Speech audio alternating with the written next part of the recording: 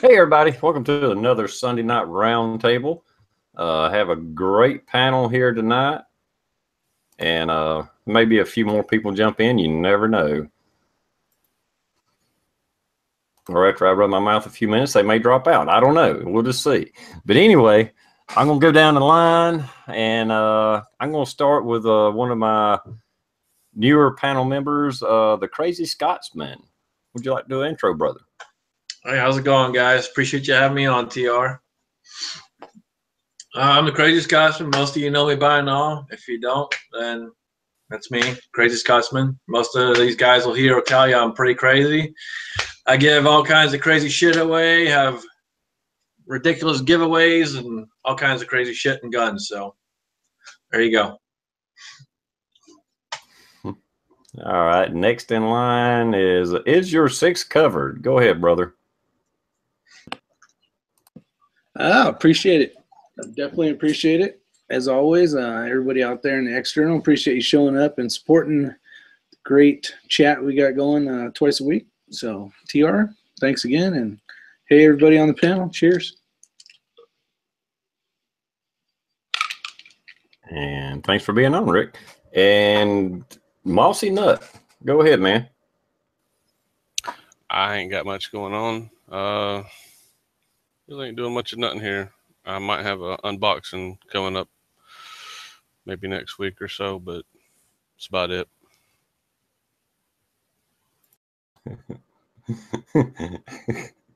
I don't mean to make fun, but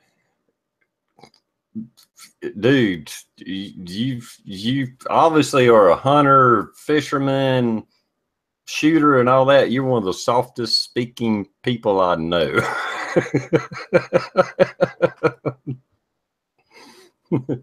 No offense, by no means was that made. No, none taken. I normally don't talk that much, so being on here is actually a giant step for me. So hey, I get it, dude. I get it. Hey, it's all cool. Believe it or not, I'm a shy guy, but not anymore. YouTube won't allow me to be. Blue 823. That's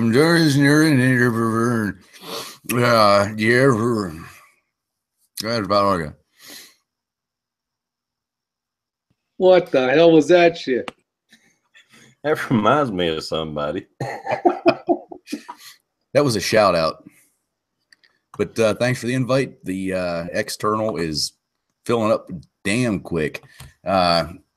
Glad to be here and can't wait to get started. I've got really nothing. Actually, I do have something cool that's going to be happening. I have a expired bulletproof vest by probably about 15 years, I think it is.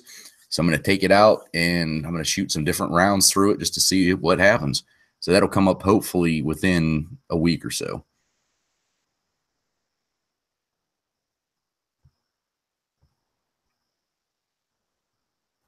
Okay, cool. Yeah, so damn externals. I can't hardly keep up. If I missed your name, I'm sorry. Hey, Gimp. Who else is out there? Greg. Might be a few other people I missed. I've been trying to say hey to everybody, but if I missed you, sorry. Anyway,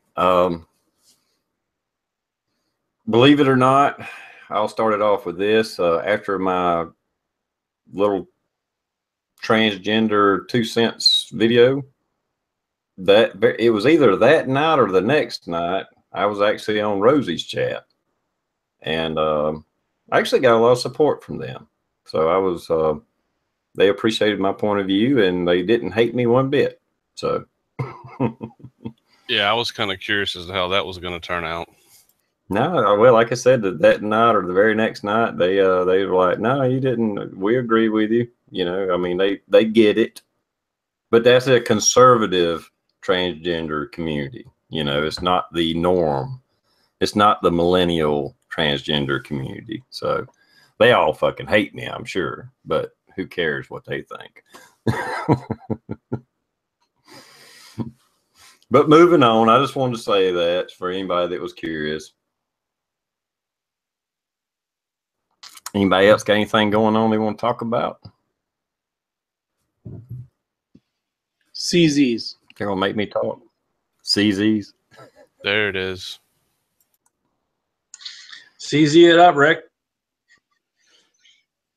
Go ahead, Rick. You know you want to. I've watched the video. That thing had almost zero recoil.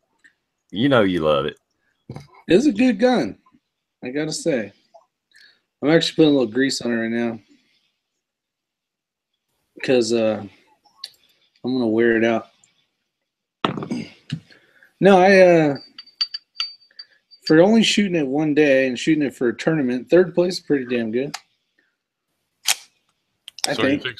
So are you fixing to have a Glock sale? No, I'll tell you what, carry gun, Glock's still the way to go. Competition gun, shooting plinking gun, enjoyable for sure. Definitely won't badmouth the CZ. And I tell you what, she's probably not going to watch this video, but Jen from Girls Like Guns 2 has probably been the longest stating CZs are the way to go. She's been bugging me for at least 5 years on getting a CZ. Just because she's not a big Glock fan, and I've always have been. So definitely kudos to her for knowing a good gun. Yeah, no doubt. She's been pushing CZs for a long time. Yeah, way longer than some people. It's a great gun. I got nothing to say. Well, I admit I love the CZ. I've had this one. The very first Farmageddon. Me and Rob was the only YouTube people there. The very first Farmageddon. That's what I brought down there to shoot, with those guys. This most CZ clone, whatever. I don't give a shit. It's a CZ. Show your other one. But I still, yeah, it's still in pieces. But I still carry a Glock. I had to admit the Glock is just for lightweight. Well, it's a good carry gun. It's a good utility gun. Exactly. So I won't down Glocks, but it's not my favorite gun to shoot, but it shoots. It does shoot. It's reliable. I would say I shoot this better. This one's got oil dripping out of it. I'm letting it drain. I just opened it up and squirted it down. Out of all, that's how I clean my guns. I field strip it and just douse it with oil and let it drip dry. And it's like, okay, that one's clean. Throw a little grease on it. That's one way to do it. Grease, go grease. Grease lasts longer. Yeah, I have. This stuff here. Here's a good insert to your Lucas gun grease. I was just going to use axle grease, but okay. That'll work. That'll work for sure. That's what they used back in the day. It worked then. It'll work now. And it's cheaper. That's right. 1030 works. Doesn't require any fancy packaging. 520, 530.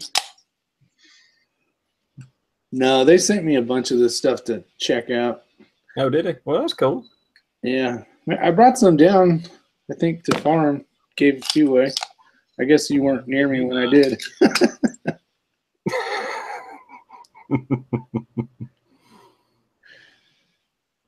Hey, Scotsman, how's the giveaway going? Are you getting getting many VRs in, or well, people didn't even have to do a VR. It was just a donation. So how's that going from your standpoint? Right now we're up to a little over $1,700. So still kind of slowed down a little bit.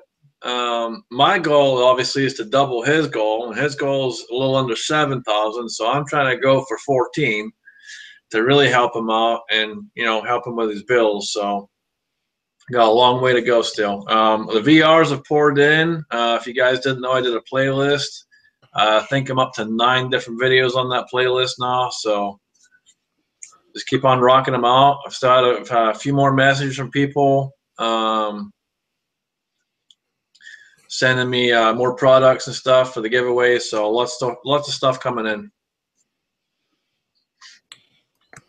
Well, that's cool, man. Yeah, I figure we'll give it a month or so and do another VR to remind everybody. I've been involved in some of these giveaways before when we was raising money for somebody in need, and ever so often you have to kind of do a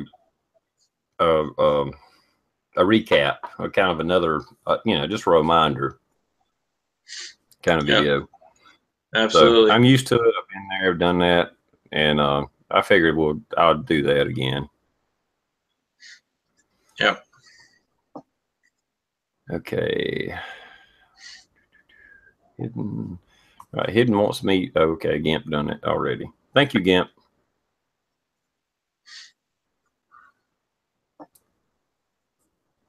Links out there, and to get into the contest, the giveaway, make a $10 donation or more, and then let the Crazy Scotsman know, and he'll put your name on the list.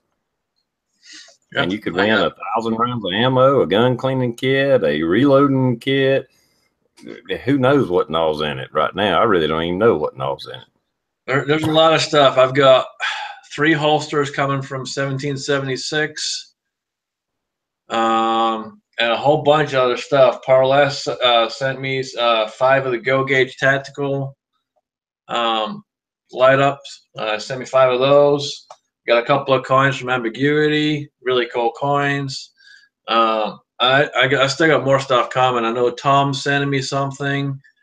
There's at least 4 or 5 other people that are sending me stuff, and I know that John Lifferwild, he's been talking with a few other companies too, and I know he's got at least one company that's going to donate some stuff to it as well. So still waiting to hear back on the others, and I'm also reaching out to a few other companies, some of my contacts, to see if I can't get something even bigger into the giveaway, the raffle giveaway.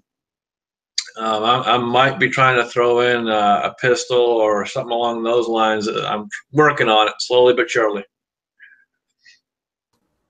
Wow, that's going to be a hell of a damn giveaway. But it's for a good cause. We might have to get together and send you some gift cards just to pay for shipping. That's why I didn't even, when I did my little donation, I was like, I ain't even going to send it to him. He'll just have to tell me who wins, and I'll send it straight to them, because I did that because I knew, damn, he's going to spend a fortune on shipping. Yeah, I don't know how much that gun device alone is going to cost me to ship. 1,000 rounds of ammo, I can tell you, I sent Ebomi about 500 rounds or so of 5.7 ammo, something like that, and that was like $40 just to ship that. So 1,000 rounds is going to be up there. Looks like you got some coins that are donated too, if you read the comments. Yeah, Ambiguity sent me some coins. They're pretty cool. Hidden's also wants to donate some coins. Cool. Yeah, absolutely. I'll send you a message.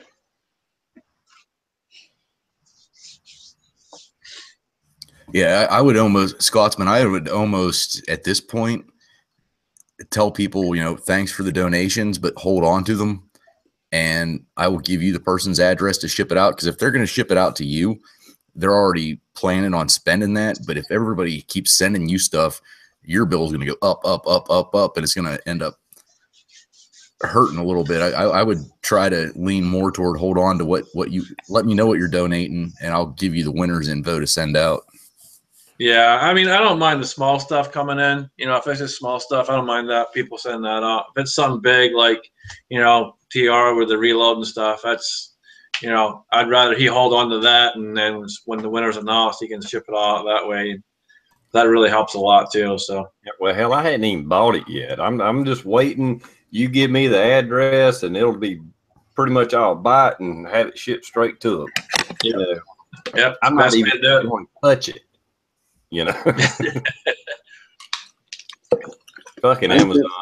I think that's a good way to do it, TR. Because then you're not shipping stuff twice. You're wasting money that way.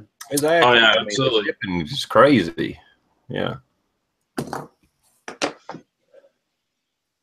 Yeah, like I said, I don't mind people sending small stuff. comes to something big, though, you know, I know Ebongi's got a few things that he's talking about too. So, but I think he's going to hold on to all of that stuff as well. So, you know, and just wait till we announce the winner or winners. At this point, it's getting pretty crazy. So, it's going to be more than one winner at this point, I think. Oh, definitely. You got a list that you could. I don't know what your intentions was to start with, but I assumed you was going to have multiple winners already, but that was just my assumption. I didn't know how much, you know, if people were going to give more stuff or what was going on. So the time being, it was just planned on as one. But, you know, people have just been sending messages left, right, and center. So it's been really cool. So, you know, we're going to have more than one for sure. Yeah, might as well spread the love. Absolutely. Give everybody incentive. I'd rather win a little something than nothing. But at the same, well, I told you, I don't even want to beat. Don't even draw my name. Don't put my damn name in the basket because I'm one of the contributors. I'm going to give shit away. Okay, so don't put me in there. Yeah, my plan is I'll tell you part of the plan is to do a live drawing when I do the drawing. I won't tell you who I plan on having on the live event, but I personally will not be drawing the numbers. That way it makes it fair for everybody. Yeah, that's cool. And you know what? I've been on YouTube for years and years now, and that's cool you're doing that. I don't care. That's great. Do it that way, you know. But I've seen a few people comment that they think something's rigged, and it's like, look, I don't have to give away anything. You know, it's like I drew your number out of a hat. You didn't get picked. Okay, it wasn't rigged. It's yeah, I know, man. I see it all the time. Like when they bought me stuff, you know, like the AR-10. Dude, I don't know how much money I gave for that thing to help out, you know. But it wasn't about winning the gun. It was helping out veterans, you know. Yeah. So, end of the day, you know, hey, I'm out a couple $100, whatever. Could be worse. There's worse things to spend it on, right? Yeah. Well, especially with this thing, it's not even about winning a prize. It's helping out a fellow YouTuber, period. Yep. It just happens to be a fringe benefit that you help out a fellow YouTuber, a fellow brother, then you might get something back more than you put into it. You know, I mean, it's just a little incentive to help, you know. Yep. So. And that's exactly why I did it. It was just a little bit of incentive to get the community going and help our brother in need.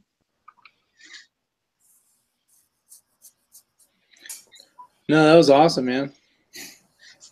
All right. A buddy of mine out there, Tool Monkey, wants to donate a Surefire KM3 weapon light.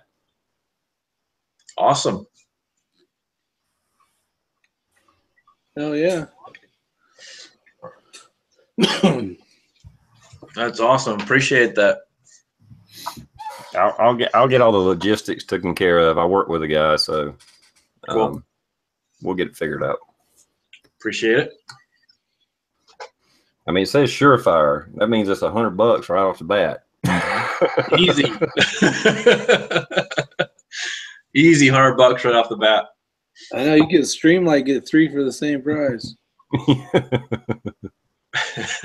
And still get a badass light. Yep. Now, how long are you putting this out for?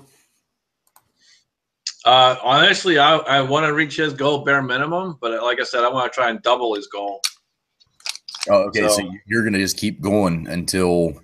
Yeah, I'm just going to keep going until we get there. You know, I want to try and do as much as I can, you know, and who knows, the prizes just keep on building. So, you know, I'm hoping it don't go super, super long because obviously we want to try and help C-Max out, you know, but at the end of the day, it's, you know, I want to try and do the best we can for him, get as much as we can in for him. Yeah, and it's not, you know, correct me if I'm wrong. I mean, it has nothing to do with trying to promote your channel because I know 1776 and involved in that? Big Johnson. They got a company that's if you buy a T-shirt, they're putting their donations. 100% of the profits go to C-Max. So it's all a matter of him hitting his goal. Period. It's only it has absolutely nothing to do with my channel. You know, I really don't care. I do this for fun. You know, I've made a lot of good friends, C-Max being one of them. And, you know, when he came out with that announcement, you know, I knew he wasn't well, but I didn't know what was going on. But when he came out with that announcement, I knew I had to do something. And this is my way of paying back to him for kind of helping me out with doing my reloading stuff. You know, he sent me personal videos, sent me emails, talking to me back and forth, and helped me out a lot. So, you know, it's giving back to the community. Yeah, he's a nice guy, that's for sure.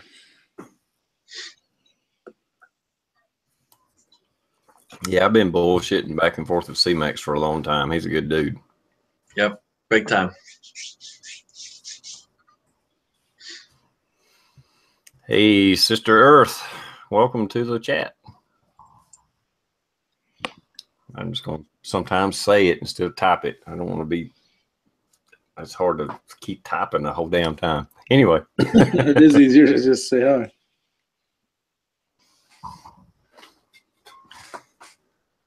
So did you guys happen to see, and I was a big fan of Alien Gear for a very long time. I like their holsters. I think they're comfortable. Did you guys see where, like, I don't know, within the last 3 days, they came out with a social media post basically bashing the police that shot an armed individual? No, I didn't see that. That was a dumb move. Yeah. Yeah, I mean, you know, but the guy ended up getting shot. I think it was like in the 40s range. He had like 40 rounds put into him, but he was actively engaging the police, and he ended up with 40 some odd holes in him. And they came out, and I don't know the exact quote, but it was something about, you know, excessive force used by police and all this other shit. And I guess that their sales in just 3 days have fucking plummeted. Good. Well, I mean, I don't know why people. I'm sure the only reason they use 40 rounds is I'm kind of curious, why were they only carrying 40 rounds? Right. Exactly. I mean, if they weren't there, they don't know what the hell happened. Yeah, if it's 40 rounds into an unarmed person that is doing absolutely nothing, but this guy was actively shooting at the police and ended up with 40 some rounds, and they come out with this comment, and it's like, what the fuck? How many police were present? Do you know? I do not know, but I'm guessing, Christ, the hit ratio is so low, there had to be at least freaking 15. I was thinking if you only got hit 40 times, that means there must have been at least 50 cops there. The hit ratio would have been better with the CZ. That's true. One county over from us here in Central Florida, I don't remember the exact count, but they shot the shit out of this guy. And the sheriff, he comes on the news and he's like, well, we would have shot him more, but we ran out of bullets. Mm-hmm. And that's where it ended. Nobody said another word about it. Yeah, that's almost old. Over here. That's almost an old joke. That's the reference I was kind of thinking of when I was saying that, because I remember that. It was like, I remember it was years ago that happened, mm-hmm. But the guy had he actually killed a cop, or at least shot a cop. They ran him down, had a high-speed chase, ran him down, and he got like it was 100 and something freaking bullets spent. And they're like, why was so many bullets used? Or why was 120 rounds used to kill this man? And he was like, that's all we had. If I remember right, that whoever they ended up shooting was on the run, because I thought he shot a cop. Mm-hmm. He did. Yeah. Okay.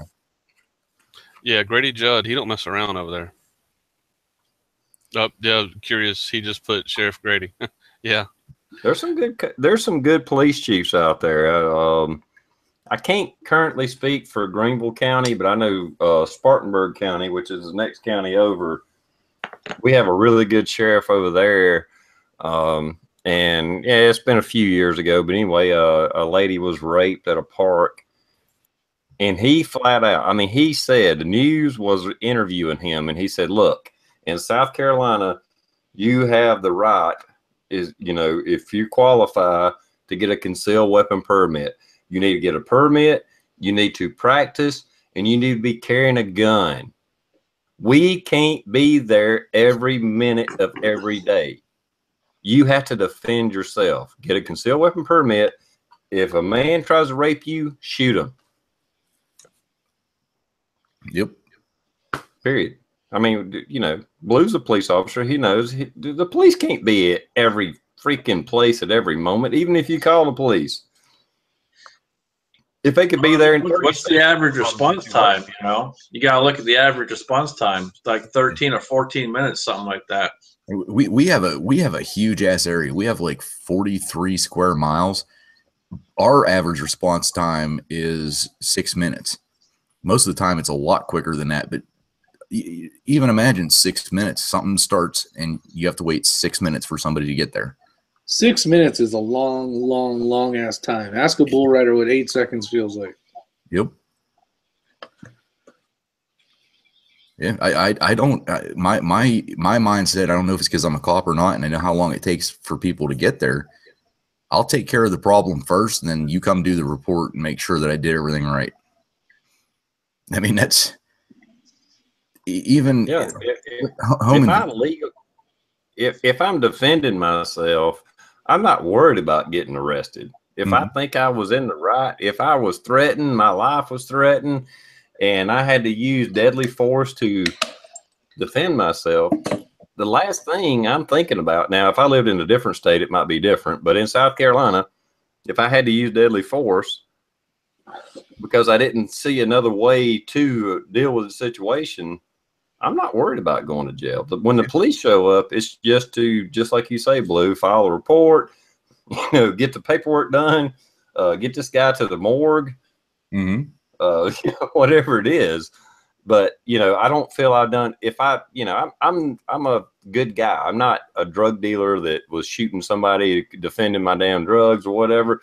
No, I mean, I'm an average fucking Joe Blow. If I have to use my gun, there was a damn good reason for it. And I think the police in my area would probably respond with, well, you did what you had to do. Yeah. You know? Well, here's a good question, and this will be for you, Blue, but how many times have you responded to a shooting? Me? Yeah. Twice in 17 years. Okay, now, were you there when they were still shooting, or you were there to file a report? No, I was there when I was there when we were still shooting. Oh, when you guys were still shooting. Okay. Yeah. It's been long enough now I can tell the story. We had a domestic issue going on, and it was weird because it was one of those domestics that happened at like 11 o'clock in the morning, 12 o'clock. And it was a different jurisdiction that went out to check the welfare of the person, because I guess that she had sent a text message to some work colleagues that said, he won't let me leave. I'm being trapped here or whatever. So a 2-man car shows up, pull in the driveway, which tactic wise, it was stupid, but they pull in the driveway, they get out, and they hear this male voice, stop right there, get the fuck out of my, basically stop there, get the fuck off my property. And a shot rang out, hit the trooper in the neck. He went down. The call went out. I was in court that day. I was in court for a DUI, and it came through the deputy's radio that was standing there in the courtroom. And it was like, holy shit. And I'm sitting there, I'm like, all right, come on, judge, let's break, let's do this, let's do that, whatever. But from the time the call went out, there was about a minute and a half lag till I was able to leave. And of course, I'm just in plain clothes, but I run down the steps, get in the cruiser, and I know that everybody else is already heading that way. So I get a hold of my people, and I'm like, hey, what do you want me to do? I don't have my vest. I don't have this. I was like, I've got nothing. What do you want me to do? And they're like, go back to the station, get all the shields, get every gun that we don't have, grab a bunch of ammo, and then come out. So I went out. So, I mean, there's still a long ass time that went by. And even whenever I showed up, the shooting was still going on. It was like, Jesus Christ. And, you know, unfortunately, the trooper died. The guy shot and killed his wife and shot and killed himself. And that sucked. That sucked a lot. No, you responded to a shooting, but what I'm saying is, like, you're cruising down the road and you respond to someone that called 911, there's a shooting going on. By the time you get there, there's either somebody dead, 2 people dead, 2 people shot, or something. Oh, 9 times out of 10, it's over by the time you get there. I mean, that's just the way it is. It's just, it's over. And Blue can contest to this one. I called you guys 10 minutes ago. You know, and we'll pull the reports and it'll be 3 minutes. You know, when people need people, you know, time takes forever. So even though it's really 3 minutes, it feels like a month.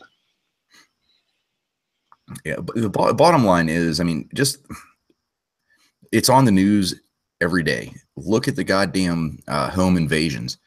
These people that do home invasions, it is not a long, drawn out anything. They know they're coming in your fucking house. It is a goddamn kick to the door, you know, however, they're in your house in about 3 seconds.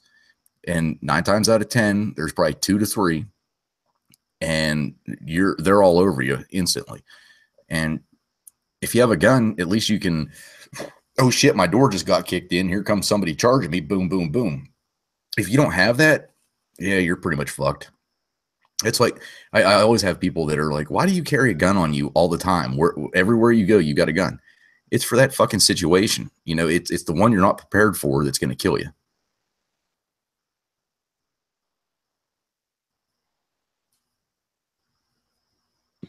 Very true. I heard this old joke one time, and it might have been a true story, but it was supposedly a joke.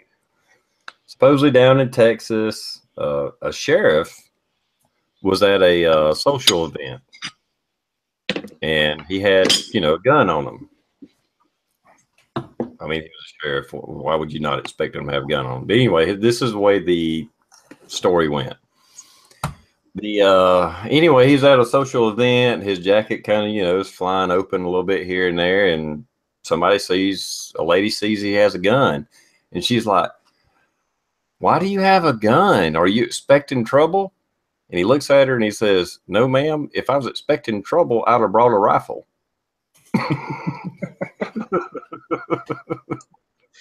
Good point. I'll tell you, I've actually been thanked a few times for carrying when I was in Georgia, when I lived out there. You know, just at a grocery store, and open carry out there is pretty lax, you know, very lax. So it's easy to walk around. No one really cares. But I've literally had people come up to me and thank me, you know, shake my hand for carrying. Yeah, I think most people, well, I shouldn't say most people. Again, the ways that society's going, hopefully we're turning this shit around and getting it pointed back toward a better direction. But I don't think guns are, it depends on where you're at. I don't think most people freak out about guns. There again, it depends on where you're at. You know, I would be a little bit put off, a little bit taken back if people freaked out about me having a gun on me, if they did see it. Because it's a pretty rural place I live at, you know, so I don't know. I mean, but there's a lot of different thinking. Even my redneck neighbors, a couple of years ago, they was having a little bonfire, and I went down there, and we didn't shoot any guns that night. But you know, I went back and I was like, hey, because he was talking about me shooting all the time. So I came back up to the house and got my AR-15, went back down there, and then somebody drove down the road, and he was like trying to hide it. I'm like, at the time, not now, I was like, this ain't illegal. You could buy this at Walmart. Walmart was selling AR-15s at this time. I was like, how naive and how fucking stupid are you? You don't realize this is legal to have an AR-15?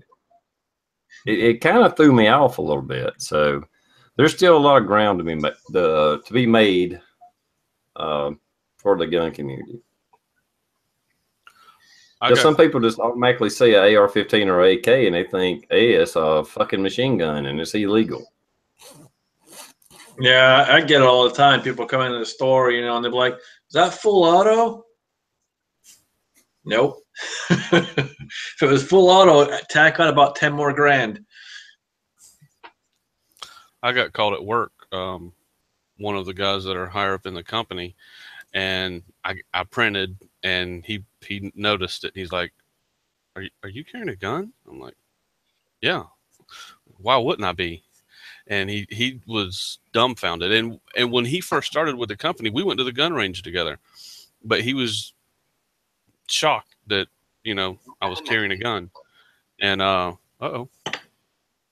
and it was weird. But I've walked into my boss's office and he's got guns and stuff back there. I've never brought up the fact that I carry it. I just do it. But it's weird how some people react when they find out you're carrying. Mm-hmm. I get more dirty looks at Walmart than good looks. I try to keep it covered, but every now and again you're reaching on the top fucking shelf or you're unloading your basket and it comes out and it's like, you know, I just cover it back up. But you know, I'm not fucking there to rob the place whenever I've got fucking you know, food, water, groceries. It's like, the fuck are you looking at? And people some people are actually not standoffish. Like they won't confront you about it, but you can just tell that they're like, they'll stand behind your fucking cart and they hold it like they're ready to fucking charge you with the cart. It's like, what the fuck? Damn you, Blue. They heard about the guy that got shot 40 times. That's why. Yeah, exactly. Well, whenever I'm out there, I usually only have about 12 rounds on me with this little bastard. So, well, I'm the dickhead that when I'm in the line, and I've told this story, or you know, my scenario, I've done this several times, and not with everybody. I think you can kind of get the attitude or the vibe that, okay, this ain't the guy I want to do this with. But several times I've been in line at, say, lunchtime, picking up a sandwich or whatever it is, and there's a police officer there, and I'll just, hey, what caliber y'all carrying right now? And start up a damn conversation. And every time I've done that, it turned into a 30-minute freaking conversation. You know, they'll just open up and start talking. And I don't know, maybe I'm weird. Maybe it's South Carolina. Maybe it's the guys that I point out, you know, that I figure out. I mean, some guys I can tell, hey, don't fuck with them. But other guys I can say, he looks like a pretty good guy. And I'll just say, hey, what caliber is that? You know, and he'll, you know, boom, boom, boom. And they'll start talking about it and say why they like it, why they don't, start bitching. The one that really had the longest conversation, he was a detention officer, which I don't really know what that entails. I'm assuming has something to do with transporting prisoners. But they carried a 45 GAP.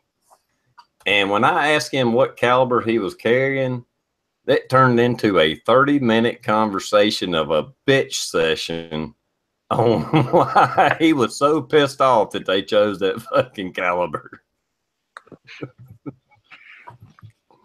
It was awesome, though. I mean, we had a good time. I was just sitting there listening, and we had a great conversation. Yeah, most cops are cool. Yeah, I think so. Blue, do y'all have any say at all as far as what you carry? Nope. That comes from the higher ups down. So once the higher up comes to his decision, that is what we carry. But I will say,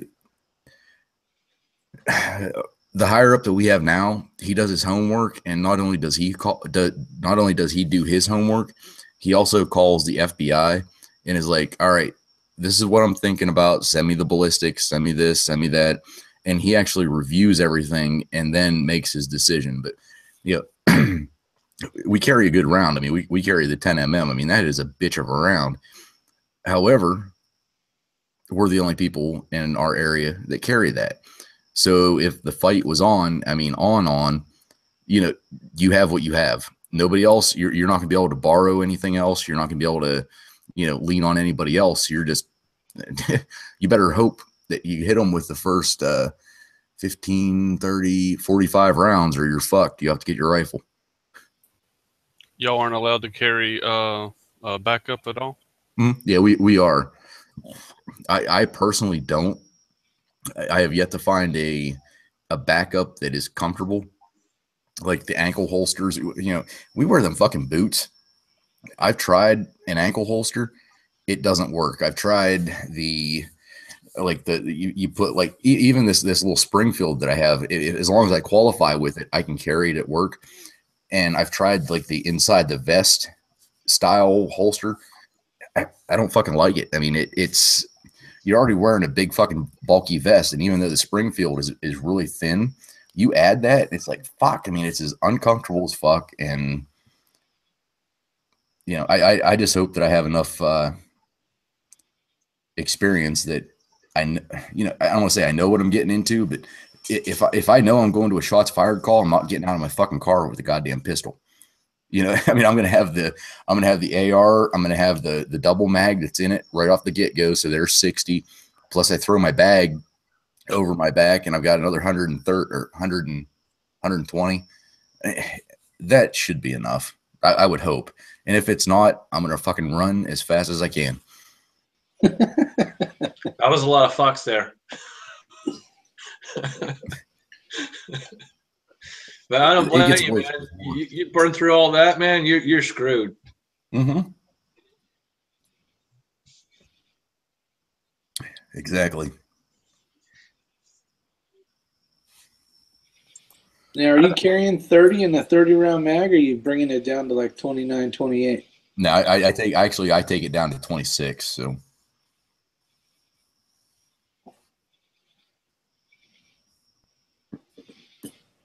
Yeah, I mean, before the Wonder Nines took over the market, when I was growing up, when I was a young man, the FBI stats were the average shootout was 2.5 shots.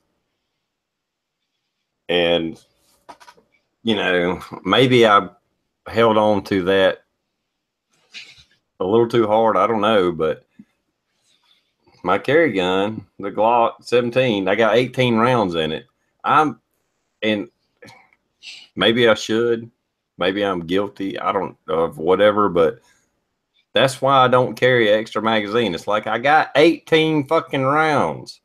Okay. I may come across 2 or 3 guys at worst. I'm pretty sure I can take care of them with 18 rounds. If I can't take care of them with 18 rounds, I can't shoot for shit. It's my fault. Yeah, that's pretty much it. You're going to say, I should have went with Rick shooting on Thursdays. That, and who's going to stick around once them 18 rounds start riding? Most people are going to take off running.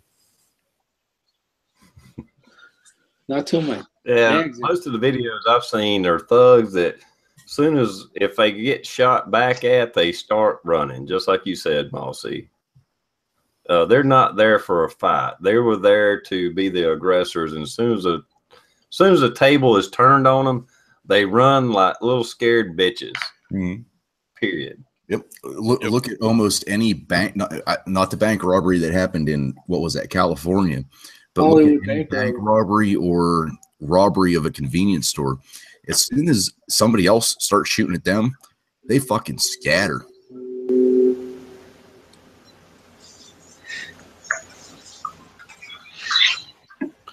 Yeah, it seems they're always after an easy target, and once it's no longer easy, they get ghost.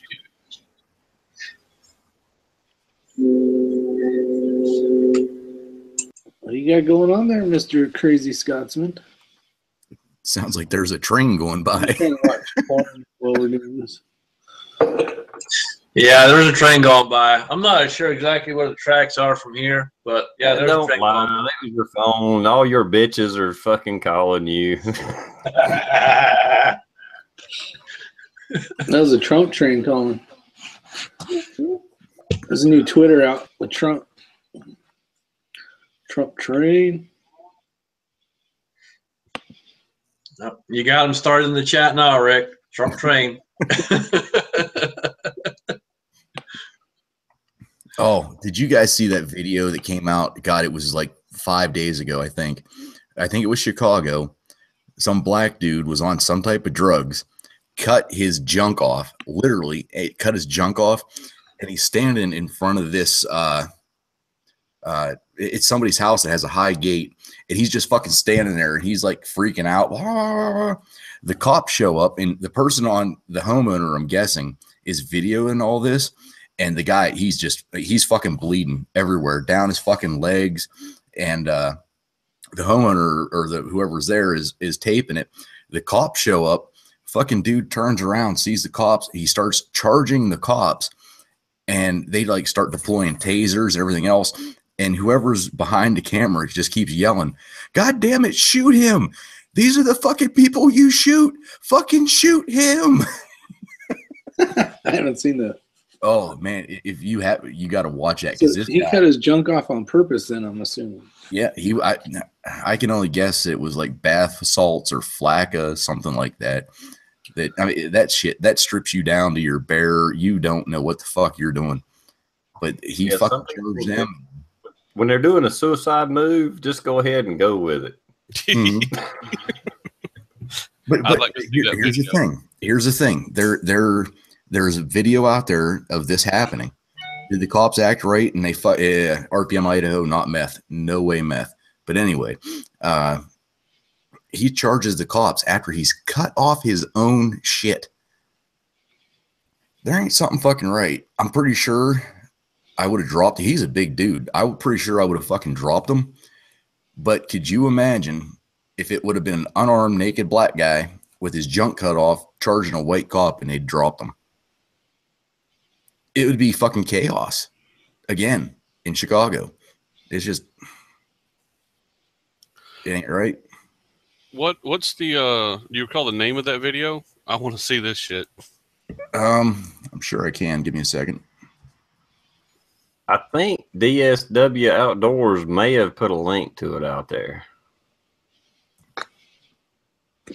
That won't He put a work. link to something out there anyway.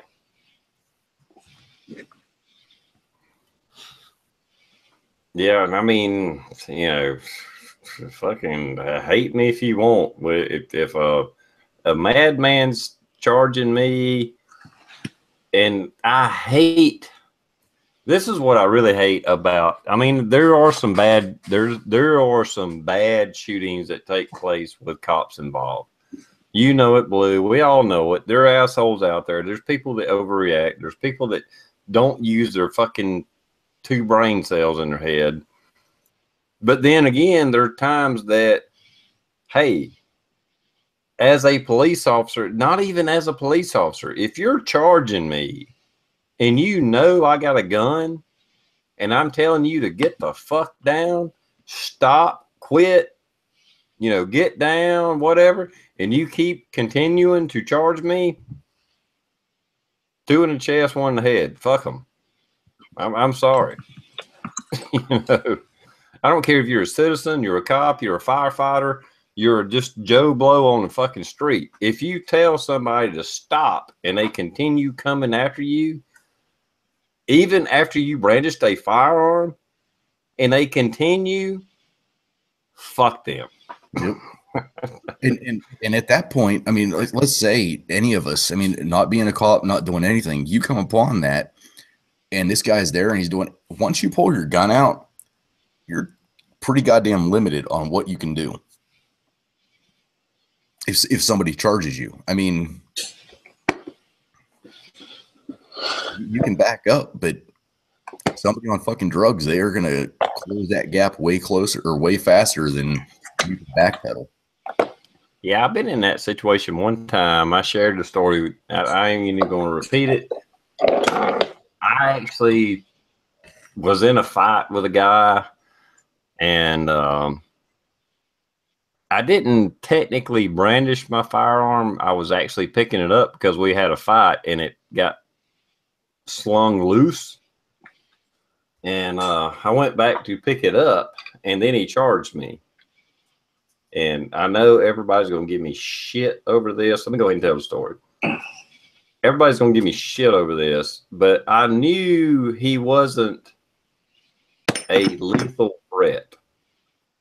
But he was charging me, from what I gathered, trying to take my gun away from me. And I shot straight down in the ground. Boom, warning shot. I was like, stop. The next one's in you. And I ended up leaving that situation. And the cops called me later that night. And I got the story the next day. He was actually, I say a kid, but he was in his 20s. I heard from one of the witnesses there that he was telling his story, and the police said, well, you're lucky he didn't fucking shoot you. If he wanted to kill you, you would be dead right now. That's what they told him.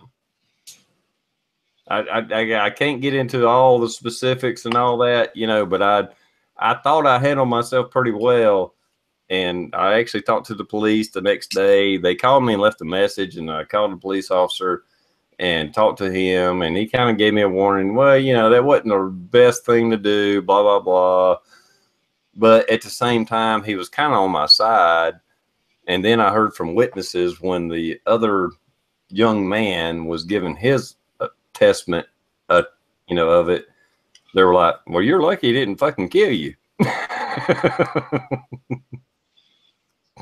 I thought it was kind of funny. You get in situations like that, man. You do what you got to do. Well, I was never wanting to shoot this boy. If he wanted to have a fight, we'd have a fight. And that's what we did. We had a fight. But I had a gun on me, but I never pulled it. It's just in our little struggle and fight and shit, my damn, gun flew out and hit the yard. And after it was all over with, I went back and picked my gun up. Well, all of a sudden, he just decided that he hadn't had enough yet, and he started running at me. And I was like, okay, I got a gun in my hand, and you're running after me. So what's my choice? I don't want to shoot you, but I'm not going to let you take my gun away from me. So I just shot in the ground. Bam. I said, stop it, boy. That's enough. We're done here. And that was it. Did he stop?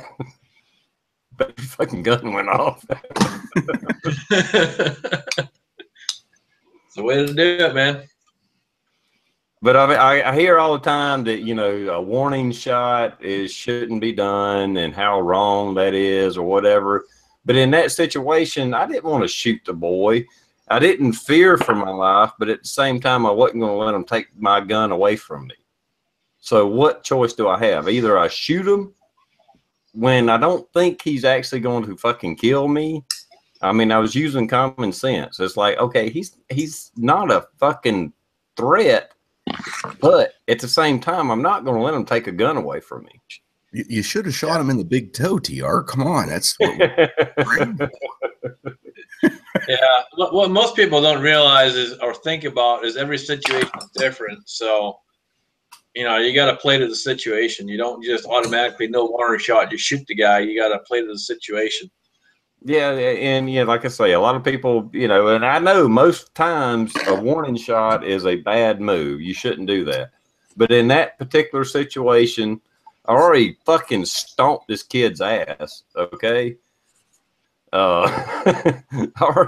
And so physically, I wasn't worried about him. But at the same time, I don't think he knew I had a gun on me. It just happened to spill out in the ruckus. And I just went back and picked it up.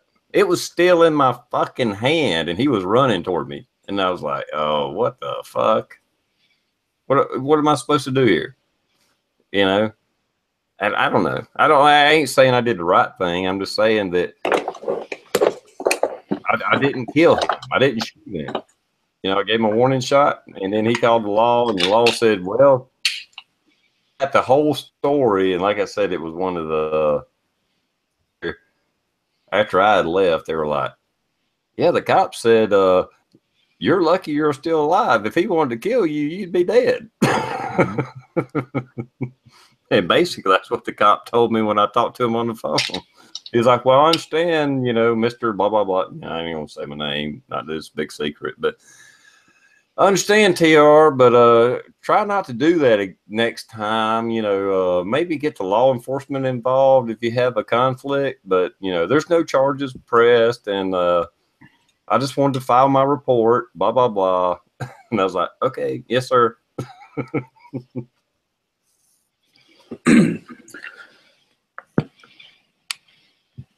Wait, TR, if I pull this pin out right here, does this take this lanyard thing off, or is that connected to this?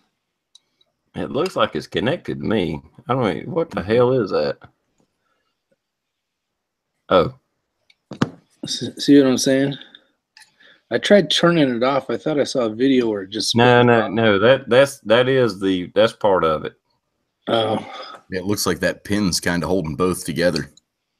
Yeah, you push that. If you push that lanyard up, then you can take the pin out, and the whole hammer assembly will come out. Yeah, I was trying to get rid of this right here, the lanyard. Yeah, no, you can't do that. You make them buy a different style, but that is part of the hammer assembly.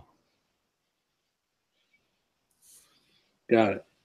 I figured I'd ask when you know what? Hell with it. Just pull it out. Let's see what happens. Right here, right now. Nope. Let's just watch the spring fly.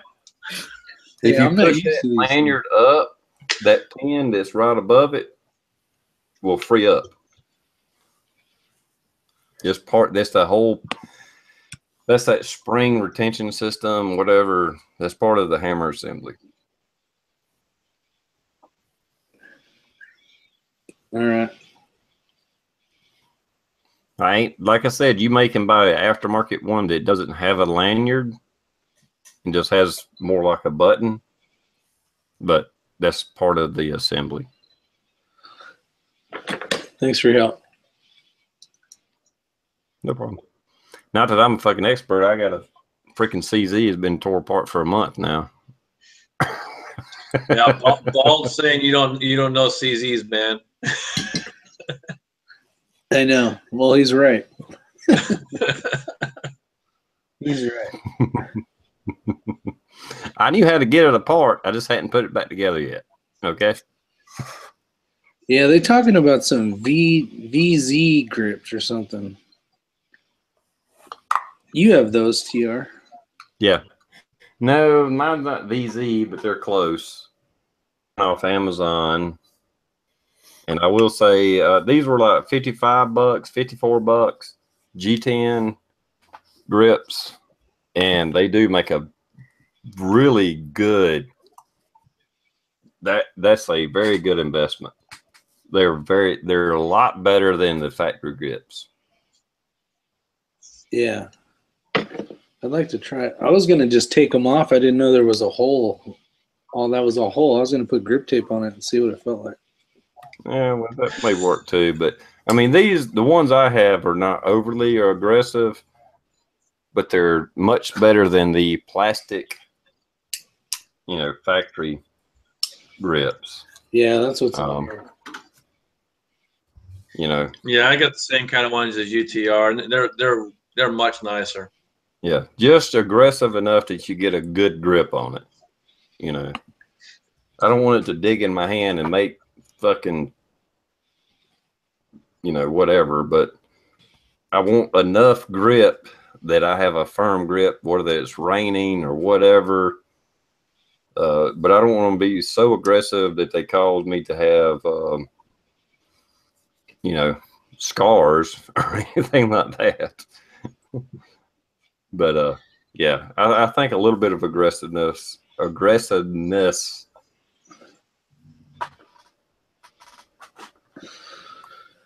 That's why people stempel their Glocks and put, you know, external whatever rubber grips and stuff on those. I mean, you want a little bit of grippiness to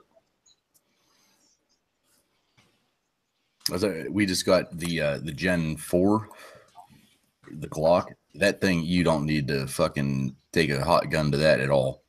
That is the most aggressive grip I have ever felt in my life. And I carry it's not a high ride holster, but it's the medium ride.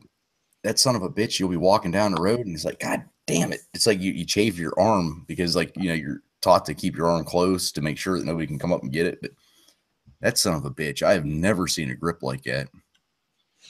On the Glock? Yeah. Is it the RTF2? You're way above my pay grade. What? Does it look like... This is the best grip ever invented by Glock right here. See how you can barely see them? Mm-hmm. It's like Velcro. Yep. Yeah. Velcro is a great way to put it. Yeah. This is the best one they have. But yeah, it is rough on a skin. On your hands, it's fine. But like on something, you know, that's not getting beat up all day long, like your side. Yeah, that's just awesome.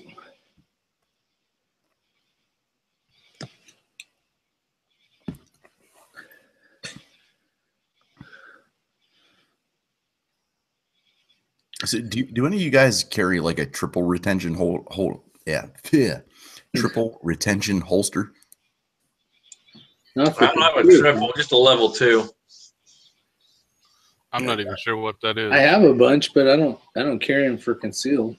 Well, I requested because I like the Blackhawk Serpa holsters, but for the Glocks, the one that we got for duty, you got the tack light on it, and it was the only holster I could find. And no, get the Safariland one. You'll love it.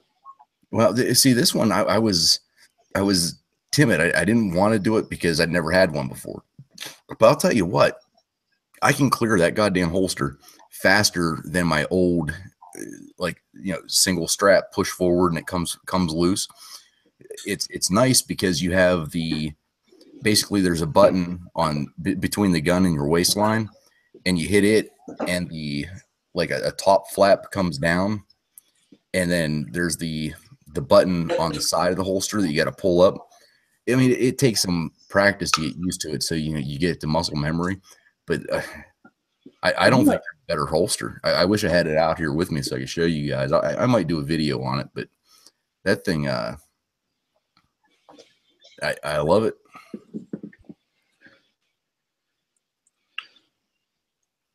Yeah, Scab Ugly. That is a lack of practice and memory. You know, the muscle memory thing. If you just fucking throw your gun in one and don't practice pulling it out, yeah, you're fucked. You are so fucked. Yeah, you gotta practice no matter what the holster. Every time, practice all the time on it. Well, I think this is a good subject for a minute, at least. Is if you conceal carry, or hell, open carry, whatever the case is. In my case, is conceal carry. Don't skimp on a holster. Don't buy a damn $20 damn holster. Buy a good holster. This is the holster that I carry. I have two. This one happens to be a Galco. It's for my Glock 17. I have another one. I can't remember the name of it, but it actually goes through my belt loops and is almost kind of like it is outside the waistband holster. But if you're wearing a bulky shirt, you know, big loose t-shirt, you can still carry with it as well. But this is my inside the waistband holster. It's just a leather holster, but Don't skimp on a damn holster. Don't buy a $500 gun, $15 fucking holster, and think you're going to can still carry with it and be comfortable with it. Buy a $50, $60, $80, $100 holster. Okay? You're trusting your life with this thing. Don't skimp on the holster. I see that way too much. People skimp on the fucking holster. Buy a $50 holster and be done with it. Okay? I've been carrying the or using the alien gears, but I'm fixing to get a holster from Right to Bear. He's making holsters now, so I'm gonna try some of his stuff out. The alien gear, is it the hybrid type holster? How do you mean hybrid? The Kydex and leather, or Yeah. whatever they're using? Yeah. Yeah, the Tuck 3.0. Yeah, those are nice. Those are way more comfortable than they look. Yeah, they really are. I've got several. Mm. And what's it? Oh, Black Hawk. I've been real happy with them.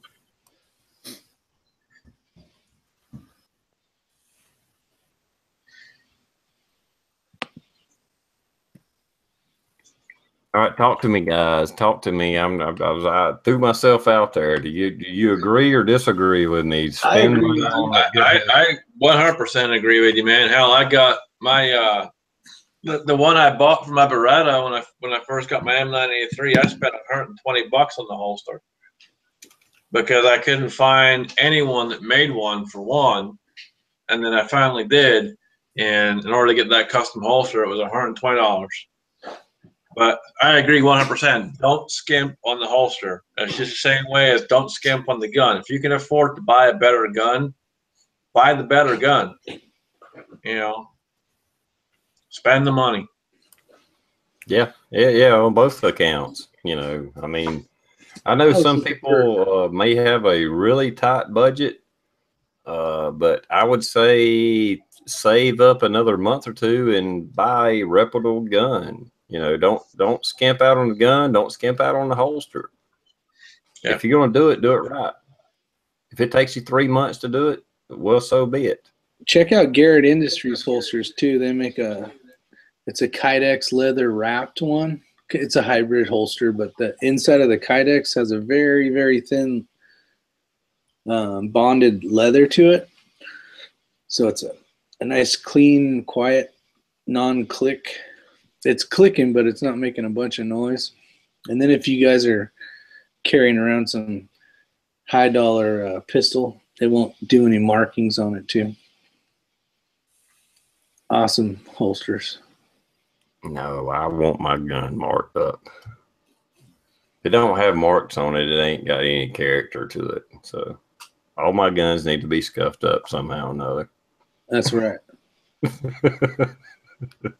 But they make all sorts of different stuff. Another small company that has been around, but they make great product. DeSantis Summer Comfort holsters work good. I use those a lot. Yeah, I have a lot of the DeSantis holsters for my revolvers. They work pretty good. Yeah. Yeah, Billy made Bad Billy out there made a comment. Trust me, if you buy your belts and your holsters from Walmart, you don't get it yet. Walmart don't sell the good shit, okay? They'll sell something that is okay for go hunting with, but that's not a everyday carry kind of shit they sell. Don't buy their stuff. I'm sorry. Buy their ammo. Buy their ammo. Buy their gear, cameras, deer cameras. Well, I'm guilty of using the Walmart holsters. I've never had a gun holster. I've seen where they have like that one company with $30 gun holster, or not holster, damn it, belts. I've always had the Walmart belts.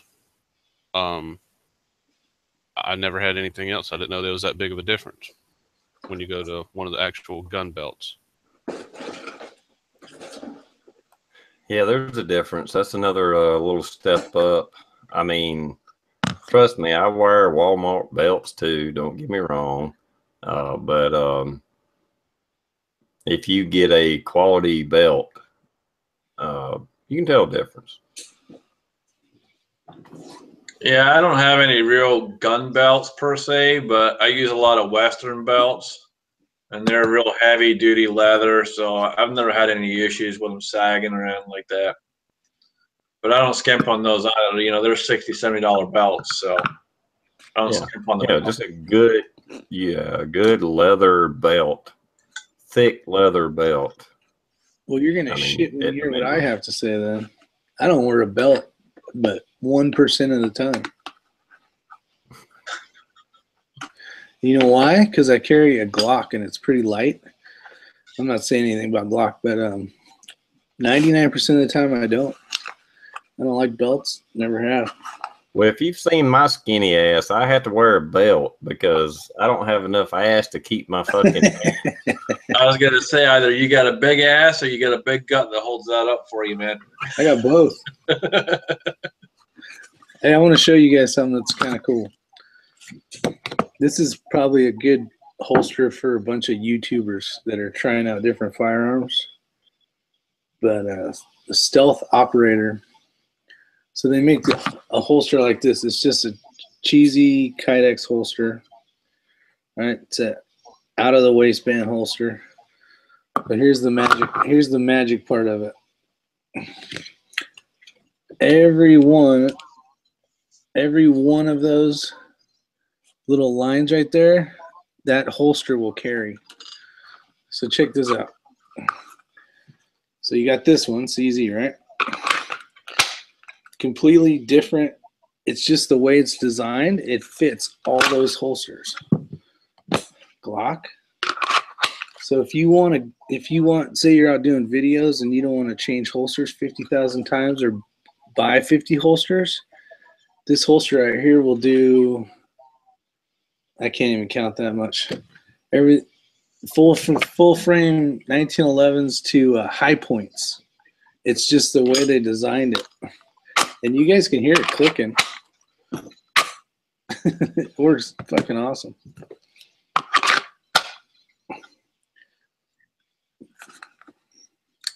$29. Now that's out of the waistband holster. We're not talking about in the waistband holsters. Yes, made in America.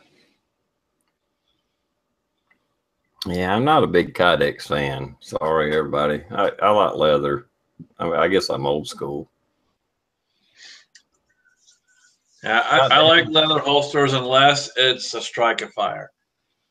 I've just heard too many horror stories about the leather heating up and issues with catching on the trigger, with the holster molten and everything else, and the changing how it sits with the gun. So when it comes to Strike-A-Fire, I mainly stick with Kydex. Well, I had nothing against them. I mean, I own a few. Don't get me wrong. I'm just saying, I like up against my body, inside the waistband. I prefer leather. It's just more comfortable for me. Yeah, I only ever carry outside. I don't ever carry inside the waistband. So okay, well, see, in South Carolina, that's just it's easier for me. I can only conceal carry, so that's why I buy the higher dollar ones that are really hard formed. Like I say, this Galco, that's for my Glock. You know, it's really pre-formed, and it don't really, it conforms to my body, but it keeps its form, whether it's in my waistband or not. But anyway, that's just a personal choice. Buy a good holster, leather, Kydex. I don't give a shit what you buy. Just buy a good one. That's all I'm saying. Yep. This one's just cool, though. I was thinking about Coda Boy 32, and all the guys and Big Johnson, that have 50 zillion pistols. More than likely, they can do reviews all day long and never have to change holsters. That is kind of weird that it fits many guns. That's kind of unusual. Well, here, let me spit off a few. It just says all Glock, and then it says Taurus, 840, P92, PT92, Springfield Armory. I'll just give the manufacturers: H&K, Berettas, Sig Sauer, CZ, High Point, American Tactical, Grand Power, Walther. It'll do the smaller Glocks, the Taurus, the Ruger, Smith & Wesson, Springfield Armory, H&K, Beretta. It's crazy how many it'll do. It just makes sense for when you're out doing range reviews or something. I would suggest everybody just go out and buy the Uncle Mike's. Yeah. Just get a piece of Velcro, put it on the slide. That's like the high point of holsters. Don't even waste your time with a piece of Velcro, man. Just get a piece of string, put it through the trigger guard, hook it on your pants. Exactly. I used to have an Uncle Mike's when I first started carrying about 20 years ago. It didn't last long. They're fine for outside the waistband, just out target practicing at your house or maybe even the range, but that's not the holster you need for concealed carry or hell, even open carry in public. It's not made for that. No. Don't do it. I've got a horror story from Uncle Mike's. It was when I first got the Springfield XDS. And I bought 3 separate in the waistband holsters. And of course, the Uncle Mike's was the cheapest. And I think I actually picked it up at Walmart. It was either Walmart or Amazon. I can't remember which.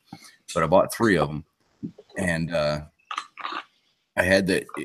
It was dumb because it was, I don't want to say it was made for an appendix carry, but that's where it was most comfortable because that holster doesn't have a lot of give or a lot of comfortable spots you can put it. I was chasing my kids around, and because I always carry a gun, and it was always whenever I was trying this one out, it was an appendix carry, and I picked my one kid up, and I'm like, I don't want to say wrestling around, but I'm putting them in the air, and then we're on the ground, and I'm crawling across the ground, coming toward my kids, and my fucking gun falls out of the fucking holster, and an appendix carry hits the fucking ground. And I will never fucking own another Uncle Mike's for as long as I live. Ever. So that comment earlier about go get an Uncle Mike's, that was just that was my attempt at being funny. Don't buy one.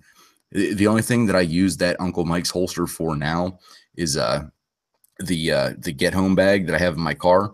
Is for whatever reason, if I have to take the XDS out and I have a different gun, I put it in the holster. And I put it in the bag to where it can't move. There's no way it's going to wiggle out because no. You think that's bad? I had a guy literally walk in the store, and I kid you not, Magnum Research 50 AE in an Uncle Mike's outside the waistband. And that thing is just hanging off his damn belt. And it's just pulling down left, right. Yep. It's a whole 9 yards, dude. You know it. Yeah, don't like everybody's been preaching for the last 15 minutes. If you're gonna buy a holster, spend the money and buy a holster. Don't go cheap because you're gonna end up getting screwed. Yeah, I think that's it's not even prepping. It's just, I mean, as a gun owner, as a gun carrying person in society, you do the research, you buy the best gun you can that you can afford. I mean, you may have to skimp, and I want this gun, but I can afford this gun. The last thing you need to skimp on is a freaking holster. Don't skimp on the holster. Buy a good holster. I don't care if you have to wait a month before you can actually carry after you get your permit or whatever your situation is. Don't skimp. Wait a month. Buy a good holster. Mm-hmm. Just get a carabiner and do this. Is that Uncle Mike's? It might as well be. Fucking, you put the other part in your pocket, like Just you carry like it like you carry that. yourself. It'll be Trust fine. Rick to take me seriously. Just be careful when you're pulling it out. It might pull the trigger. You just put it in your waistband, and when you want it, you just pull this real tight, real fast. No problem. I Well, hang if it it's from got a a mirror. lanyard on it, you can carry it like what was the Mexican guy in The Good, the Bad, the Ugly? He just carried it around his neck. I think his name was Tuco or something. Yeah, Tuco. Yeah, there you go. He stuck it in his pocket. Yeah. So start down the line. What's your guys' thoughts on the holsters where I don't even know what the fuck they're called. I only own one and I'll never use it, to where like you strap it on your body and it like Shoulder holster? Shoulder holster. That's it. TR is the only one that even owns one of those in North America. Well, I own 2. okay, so we got 2 guys. Well, I don't know if I still got it, but I used to have one, and I had a Taurus 357 with a 6-inch barrel, and I carried it one time in that holster when I went hunting, and I'm pretty sure I don't have that holster anymore. That thing hurts like hell. And TR, he has a white jacket that goes with it. He likes to hang out in Florida. With Him no and the socks on. Scotsman. With no socks. No socks. I do actually have a damn chest rig for a 45 or a 1911. And I bought it, and the only time I wear it is when I'm riding my bike. Just because instead of being on my hip, it just don't fucking work riding a bike. So the chest rig just works out better. And that's the only reason I bought it. That's the only reason I wear it is when I'm riding my bike. Not every time I ride my bike, but when I go up to North Carolina, if anybody out there in YouTube world, if you come across me and say, hey, there's TR, there's a fucking 45 in my chest, okay? With extra mags on this side. So don't get behind him. Rick, you just literally brought up the point that I wanted to make. How many people are you fucking muzzling on a daily basis if you carry that? So mine's Who cares? a little different. Mine actually goes straight up and down because mine's for a revolver. So Okay. I carry my 44 Magnum, and it's a straight up and down. So I'm not muzzling anybody. That's the way mine was, straight up and down. That's why you wear long socks. You just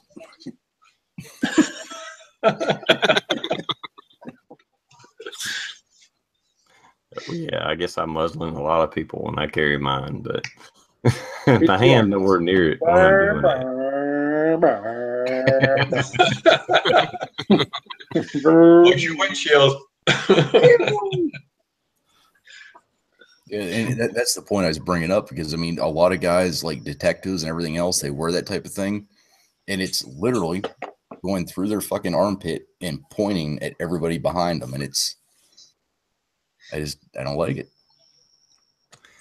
well, and when you draw the holster. Well, I gotta three get things have to happen to make a 1911 go off. You have to engage the grip safety, you have to flip off the manual safety, and you have to pull the trigger. All 3 things have to happen. Other than a Glock, see, if I carried a Glock, all it has to happen is something has to pull the trigger. On a 1911, I have to engage the grip safety, I have to flip off the manual safety, and I have to pull the trigger. 3 things have to happen for that gun to go off.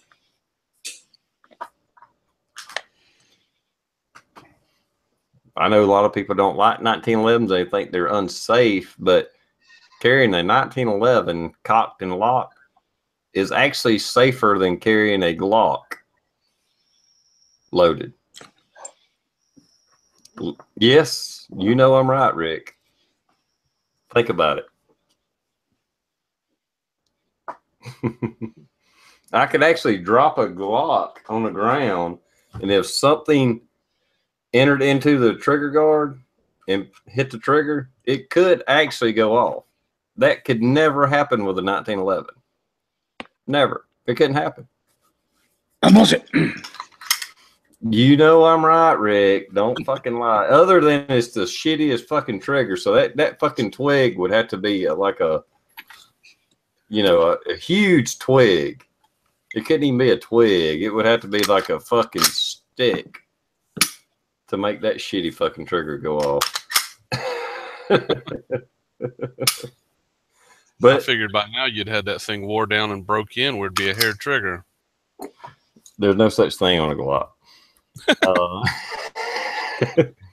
They got their little, little trigger guard safety thing here, but I mean, the trigger's so fucking shitty. But that's all that has to happen for a Glock to go off is the trigger to be pulled. Period. A 1911, you have to depress the grip safety. You have to click off the manual safety, then pull the fucking trigger. 3 things have to happen to make a fucking 1911 go off. And then you got to hope it One actually thing works. has to happen to make a Glock go off. Pull the trigger. And then you got to hope it works. Well, it'll work. That's why you carry a CZ. It'll work.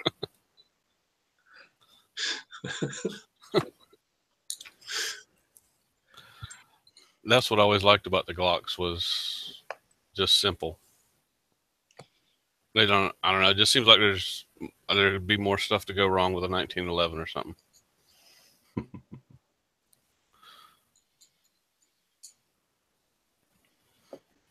All right, let me go grab a 1911 right quick. All right.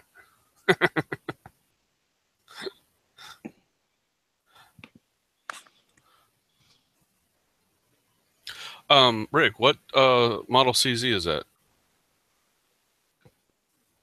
It's the 75 tactical. The SP01.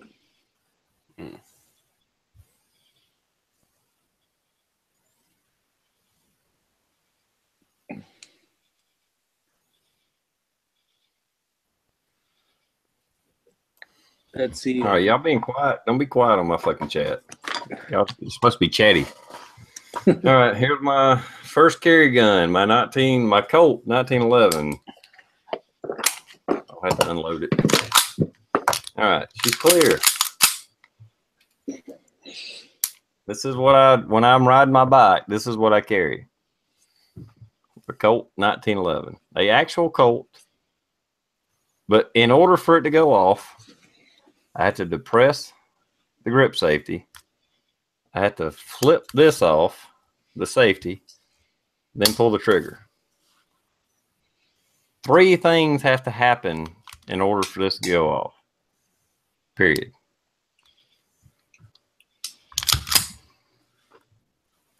Is that a lot of people are scared of the 1911. They don't think it's safe to carry cock and lock. But I feel very confident carrying this cock and lock because I know those 3 things have to happen for this gun to go off. Is it a Series 80 or a Series 70? It's a Series 80. So it also has actually has inside the slide, it has a protector so that if it does drop, it's not going to go off. Yeah, it has versus the Series 70. The Series 70 doesn't have that. Yeah, it does have a firing pin block as well. So you have all those things. So even if the safety somehow got knocked off and I dropped it and something hit the trigger, it can't go off. You know, this has to be depressed, the grip safety, in order for the trigger to work. So 3 things have to happen. The safety has to be dropped off. The grip safety has to be depressed. Then the trigger has to be depressed. So, like I said, okay, safety off. You can pull the trigger all fucking day long. Until you depress this grip safety, it won't go off. And it's got to come out of the holster. Yeah. Be right back. But I love my 1911s. I grew up on 1911s. My dad was a 1911 fanboy, I guess. So I just love 1911s. And the only reason I kind of retired this gun was for capacity. I understand the limit of capacity. This one has a officer's frame, which it'll take a 8-round mag, but it sticks out a little bit. So I got a 7-round mag in it, 1 in chamber. I only got 8 rounds in it, so I'm limited to capacity. That is the only reason I retired this gun. As far as a carry gun, it's still one of my favorite handguns, but I opted for capacity, so I went with a Glock. So I got 18 rounds of ammunition of 9mm. So that, you know, I just had to weigh it out. 8 rounds of 45, 18 rounds of 9mm. I went for the 18 rounds of 9mm. I don't even think I'll ever need more than 4 or 5 rounds, and that would be bad. But, you know, if you got the choice, might as well carry 18 rounds. If that makes any sense to you guys. Mm-hmm. Oh, yeah. Makes plenty of sense to me.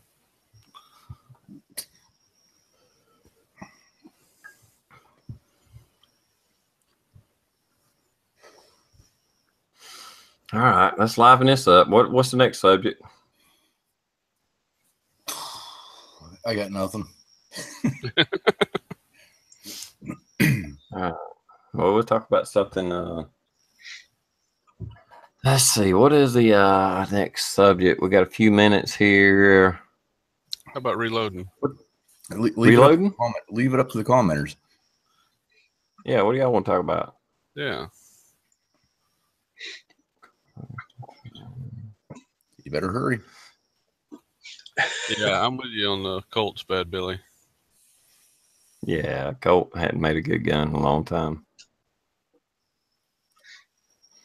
That 1911 I was just showing was made in the early 80s or late 70s. I forget.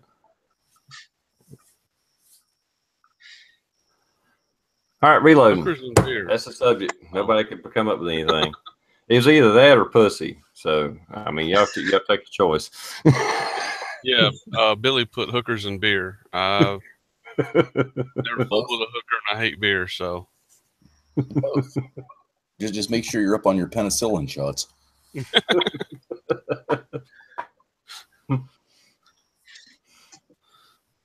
Well, Mossy, I've seen you got into reloading a little bit. How's that going? Very fucking slow. I'm still fooling with this Lee single stage. I'm probably gonna go ahead and do a CZ first, and then I'm gonna get a Dillon. You were showing off your Dillon catalog. It looks like that comes out every month. It was a couple weeks ago. I went to their site and put in for one of their catalogs, but I don't know when it's going to get here. Yeah, that comes out every month, and either you have to request a magazine, or if you order something from them, they will continually send them out to you. So yeah, I went to their website and requested one. Yeah, but so, hey, if you're thinking about a CZ, go with the CZ and then worry about the blue press a month or two later. Yeah, that's kind of what I was thinking of doing. The only thing that sucks about the CZ and the SIG is magazine cost. You gotta look for them on sale. You know, I managed to get on my CZ mags. I bought 3 more for $20 a piece. Yeah, okay. that get the Metcar mags for the CZ. It depends on what CZ you get, which is weird that not all CZ mags work with any CZ. But if you get one that'll take the normal CZ mags and get a Metcar and aftermarket, And yeah, like Scott said, they're, 17, $20 a piece, something like that. I know this Janik actually came with Metcar mags, and that's all I have. That's the only thing I have for my CZs. Even that, I don't know. Well, maybe I bought a ton of the Metcar mags for my Baratos too. I've never had a single issue with a single one of those. They're great mags. I will never down Metcar. Those are awesome mags. They make factory mags for many manufacturers. Yeah, I just came in and somebody mentioned SIGs a second ago. How's it going, everybody? And Metcar makes awesome SIG mags as well, if that hadn't already been said. What's up, SoCal? Hey. How's it going, brother? Yes. Hey, Mossy, SoCal joined right when we started talking about reloading. Hey, let's talk about reloading. I got my blue shirt on.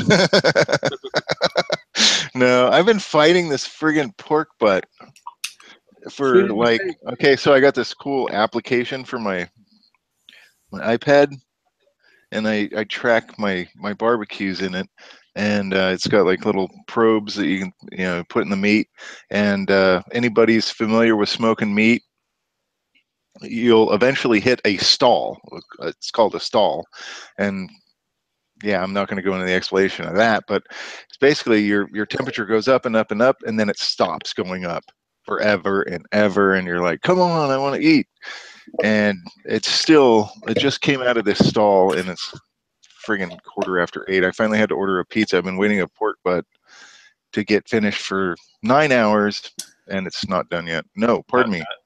I just want to say, SoCal, you're talking about butts and in certain things. Probes and butts. Yeah, very California out here, We're glad of the language, up, man. I won't even talk about the rub I use. Forget about it. Mossy, what model? Huh? What model are you looking at? I'm thinking about the P09. I believe it had a 19-round magazine, and that's probably the one I'm going to go with. Cool.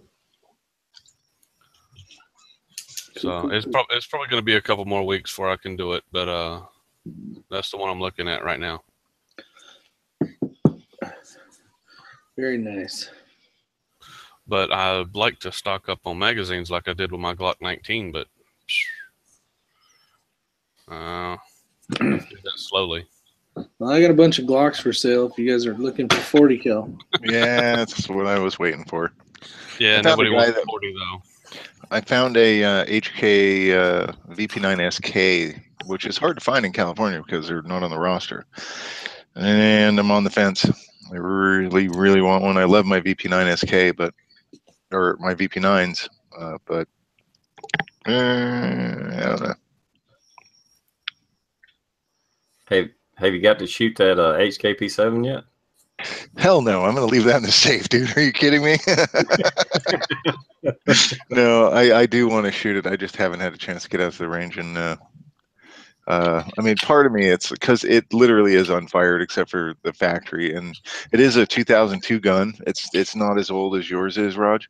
But still, it's still 15 years old, unfired. And just a perfect P7.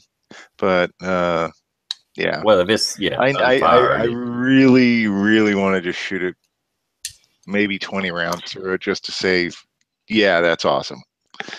It's kind of like spitting. If anybody's split wood, and you've ever split poplar, where like it makes you feel like a man. You can just take an axe and just sling it, just half-ass at the damn. You could have a log this big around. You can just kind of half-ass sling it, and boom, it'll split perfectly. That's what's like shooting the HKP7. That's how accurate that son of a bitch is. It makes you look like you are a fucking marksman because it's so fucking accurate. Yeah, it's the CZs are the same way though. But this thing is a technological marvel. I didn't, frankly, honestly, I didn't even even close to understand why it was such a just crazy masterpiece until I bought it and then started looking up YouTube videos. I knew I wanted one only for the fact because they're so damn rare. And I didn't know about the gas retard system. I'm that's what they call me at work, the gas retard, but totally different reason. But that retarded retarded barrel, for lack of a better thing, that is a friggin' feat of genius. And for that reason alone, I want to go shoot it. Well, if you don't get to go shoot it before Fallmageddon, if you can make it to Fallmageddon, I will bring my P7 and you can shoot the shit out of it, okay?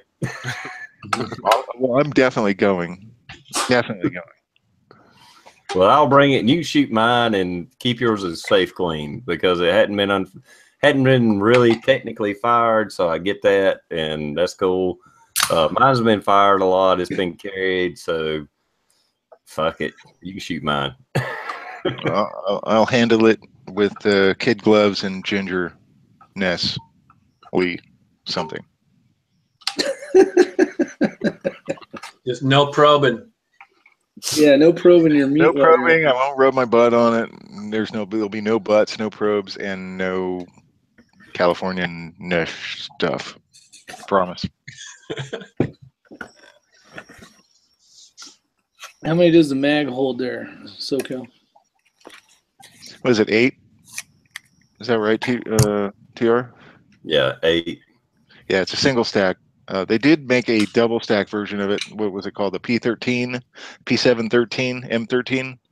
But they only made like 500 or something of those, and yeah, you can't find them. They're unobtainium, like crazy unobtainium. Yeah, the cost of them, even when they were brand new, they were like $1,200 in the fucking 90s. Yeah, I remember I thought my dad had purchased one in the 80s when they first started coming out. And for some reason, I mean, I was small, not small. I've never been small, but in the early 80s, I remember my dad talking to somebody about a P7, but I never saw it. Hey, Scotty, did you happen to see the little thing I printed out? I want to send you something. Well, I'm not going to send you something, but I have something to add to your generous contest there. Cool. So I appreciate it, brother. I'll contact you and let you know what it is, and you can do with it what you like. Sweet. Yeah, you got my number. Sounds like most women I date. Let me do with you what I want. I'll just call you first. Let me call you, and then I'm going to do with you.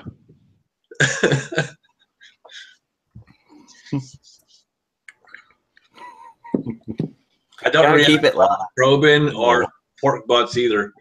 I promise there's not going to be any of that. Guaranteed. Just remember, I'm one of the good Californians. There's few of us. And Rick as well. He's like an honorary North Carolinian. He's actually from California. Crackalakian. That's right. I don't know where I'm from. No, I left. I ran with both feet. Yeah, smart boy. All right, got a 650 coming my way in a couple of weeks. Woohoo! I talked to Les briefly. What's his new channel's name? Papa's Place, Les. And I went to the store to grab some green chilies. What the fuck, over? And that was not necessary, Rick. Thanks. And he had found it wasn't Craigslist, it was like Let It Go or some website where you can go and search for things that people just want to get rid of. And he found a Dillon 650 with the case feeder, a powder alarm, and a low primer alarm, several tool heads, and some dies for $275. You suck. Called the guy, and he missed it like by minutes. Damn it. I mean, $275. That's like probably $1,200 worth of stuff. Damn it. Yeah, that's fucking awesome. Yeah, no kidding. I mean, yeah, you'd have to hit that quick. That's almost like somebody inherited it and didn't even know what they had, and just like, hey, Right. I got this thing here, this blue thing. Give me $100 for it, and it's yours. Exactly. SoCal, you said that was on Let It Go? Yeah, I believe that's what he said. Do you remember? I don't know if you've ever seen the commercial where the guy's like climbing down a cliff with his bowling ball or something like that, Yeah. and his friends just like let it go. I think it was that site. Yeah. Okay, I have not checked out that site because I've been looking at Craigslist and different places trying to find one used, and so I might have to check that out. Yeah. Well, at the same time, you're not. I think that's like a 1 in a million find. Oh, I'm And, sure. yeah, he was also saying there was another guy that was selling. I think it was a Hornady turret press with just like basically the basic stuff for $525, and he was like, no, because Bad Billy's saying it's called Let Go. let go. Okay. Thanks, Okay. Billy. I'll have to check that out. Yeah, I've even gone through most of the pawn shops around the area just to see if they have any old single stage presses and stuff. And it's hard to find anything reloader wise because they, especially at Dillon, a fucking lifetime no BS warranty. Like, Well, yeah, that's what I was telling Les. I went, like I saying, I went to the store to pick up some this, that, and the other thing, and came back, and he had texted me like, "Hey, is $275 or 250, whatever it was, good for a Dillon 650 with this, that, and the other thing?" And I saw it, and I'm just like, "What, are you kidding me?" The first thing that went through my mind is, as soon as you acquire that, you can go through the entire machine, and if anything looks worn, you could literally call Dillon and say, "Hey, I'm kind of concerned about this part and that part and that part," and they wouldn't even take a breath before they say, "What's your address?" well, first they say, will "What's your send you- customer number?" Because No. that's what they asked me. No, I called them the last 2 times, and they're just like, "What's the customer number?" And boom, they already know all my shit. well, yeah, you can tell them that, or you can say, "Hey, I got it on Amazon," or whatever. But they'll honor their warranty, regardless. I have literally called them and told them, hey, I made an adjustment and I actually busted my damn powder measure. And I was like, yeah, I was adjusting it wrong and it broke this part. And they were like, no problem. Send shit right out to me. Without question. And RCBS has been the same way. I've actually literally told them, hey, I misdone this. I screwed this up and broke this part. And they're like, no, we're going to send it to you for free. Awesome. Period. Yeah, they are great. Their customer service is unreal. Now, I've actually bought the like extra parts kits, just in case. Even though I know that if I broke a part or if something worn out, they would replace it for free. I just went ahead and bought the parts kits just so I don't have to wait for it to be shipped to me. I'm sitting here reloading. Oh shit, this broke, or I screwed something up, and I'll have it on hand and I can replace it. But then I can call them and say, and they'll send me the parts that I just used. But I can, at the same time, I can go ahead and keep reloading. Yeah. The only thing I've really had to replace that wasn't my fault when I broke it in the first place, like decapping pins or whatnot, getting 223 stuck and sizing dies and whatever. But yeah, the only thing I've ever had to replace on any of my Dillons were the little plastic I don't know, I'll call them a doodad for lack of a better word, that fit at the bottom of the magazine tube for the primer feeder. Those little blue, there's some are blue, some are yellow, some are red. Those little plastic things that fit at the bottom of that magazine tube. They get filthy. You just can't clean them. They get burrs on them from the primers scraping through them. You know, yeah, that's literally the only thing I've ever had to replace.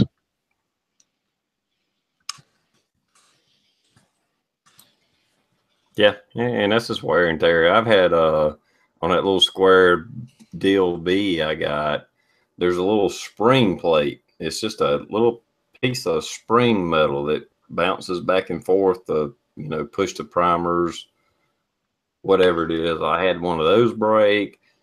The actual spring that's on the primer system, even though it broke, hell, I still stretched it out and twisted it around with some needle nose pliers and made it keep working. But called Dylan up and they're like, yep, okay, no problem. Boom. But that was after 20 years. It took 20 years for it to fucking break, you know? Yeah. But they're cool as hell when you call them. It's like literally like talking to a buddy. Hey, how you doing? What's your name? Okay, well, let's help you out. You know, okay, well, you got this problem, that problem, whatever. What's your address? That's like the next question. It's like, I'm not going to tell you how to fix your problem. I'll just send you more parts. Can't go wrong with that. No, exactly. It's beautiful. Yeah, 650 XL is my next buy. And I tell you what, you won't be sorry. I'm not pissed that I sold mine to Rob, but because he uses it and he loves it. But I literally bought another one after like a year and a half after I sold it to him. I needed another one. They're great machines. I was going to go with the 550 from watching TR's videos, and everybody keeps saying, no, spend the extra money and get the 650. So, I don't know. I'm still on the fence on that. Fuck that. Get a 550. That's all you need. You For get 50 one more stage. For 50 bucks One more. stage. For $50 more. Yeah, that's what somebody was saying. It's only 50 bucks more. I thought it was like 100 more. No, it's $120 more. The 550 is $459. The 650 is $579. I'm telling you, it's not that hard to do this. That's all it takes. As you're about to put the bullet on the case, you just go flip and put the bullet on. No, nobody's got time for that. Come on. That requires extra work, man. Carpal tunnel, buddy. Yeah, I'm not that lazy. I can just, I'm good with that. You get one more stage, though. 2 more. Or how many stages does a 550 have? 4? 4. Yeah. How many fucking stages do you need to load them around? 5. Well, it beats the hell out of changing these out individually. So the 550 sounds pretty good to me. And the 550 is the cheapest to do a caliber conversion. Yeah, that's something else. Even over square deal B is cheap. That's why I got a 45 long colt conversion for the 550, because it was cheaper to do it for it than it was my square deal B.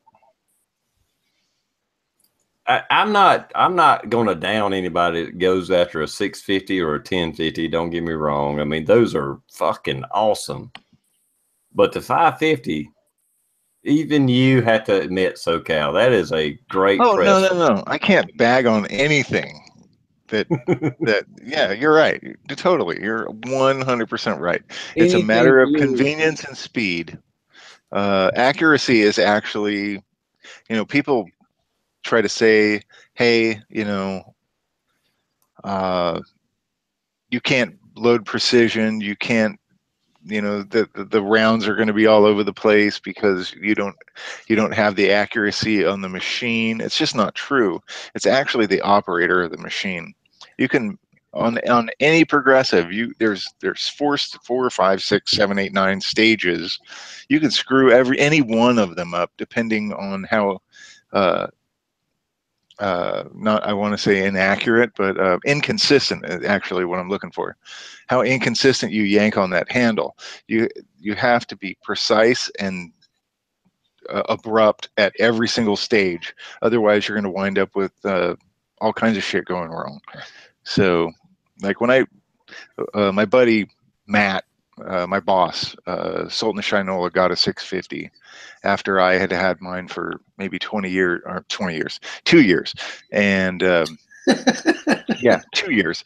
And, you know, he was like, my primers aren't seating right, and my bullet lengths are all over the place. It's like, well, let's, you know, put it to work. Let's see what you're doing. And he's like, just cranking away. And it's like, slow the fuck down, bro. There is no hurry. Just nice, slow, methodical. Everything is the same speed. Go all the way top to bottom, back and forth. And he's like, hey, this is working. You know, so it's really more the operator across at least what I'm familiar with, the Dylan stuff, than the machines themselves. Oh, absolutely. And then I don't care what Dylan you get the same powder measure.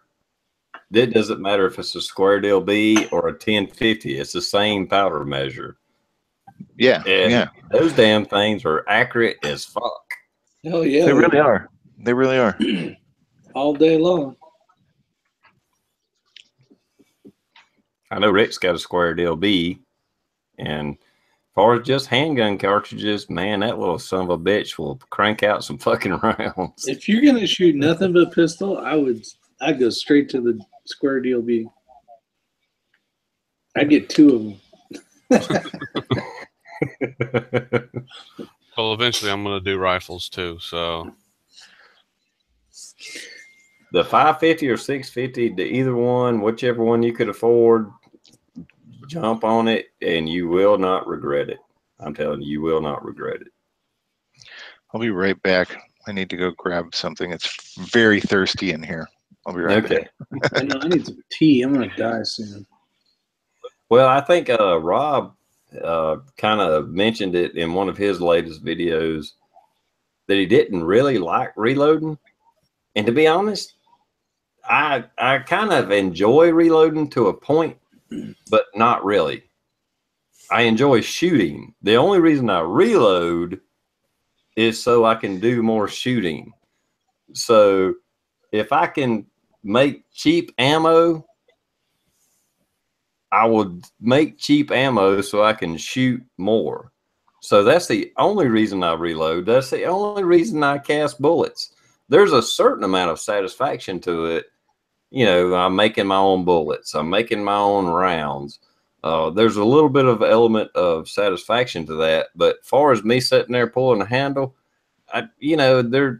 I'll kick on the radio and I'll listen to some tunes and, crank that handle. But that's not really what it's about. The only reason I'm cranking that fucking handle outside and shoot.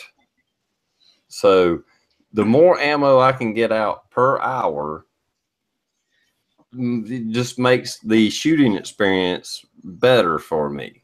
That's the only reason I reload. If that makes any sense. It's just nice to have it. Prepping and ammo goes to shit again. You got the machines. Not to mention, it's a killer skill, and it doesn't matter what kind of reloader you start on or what kind of you're using. If you understand, like, really what's going on, like bullet depth, powder charges, how to seat a primer, how to ditch a primer, that's invaluable skill right there. It's like being a welder or a plumber or anything else like that. It's going to come real handy if, when, whatever. Yeah.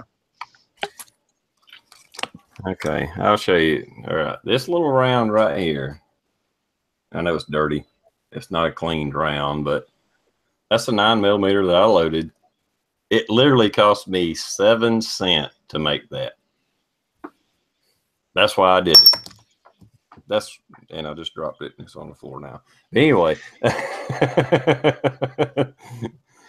That's why I do reloading, so I can shoot more. Right now, 223 is too costly. I mean, I can actually reload 223 cheaper than it is to buy it, but the cost is so. I mean, it's so close. It's not worth my fucking effort. But Now go ahead.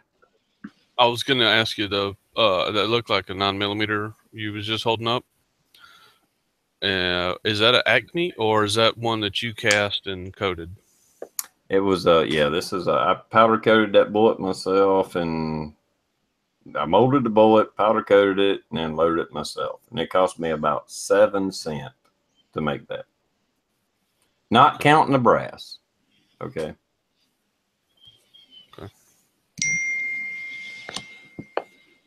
Ding.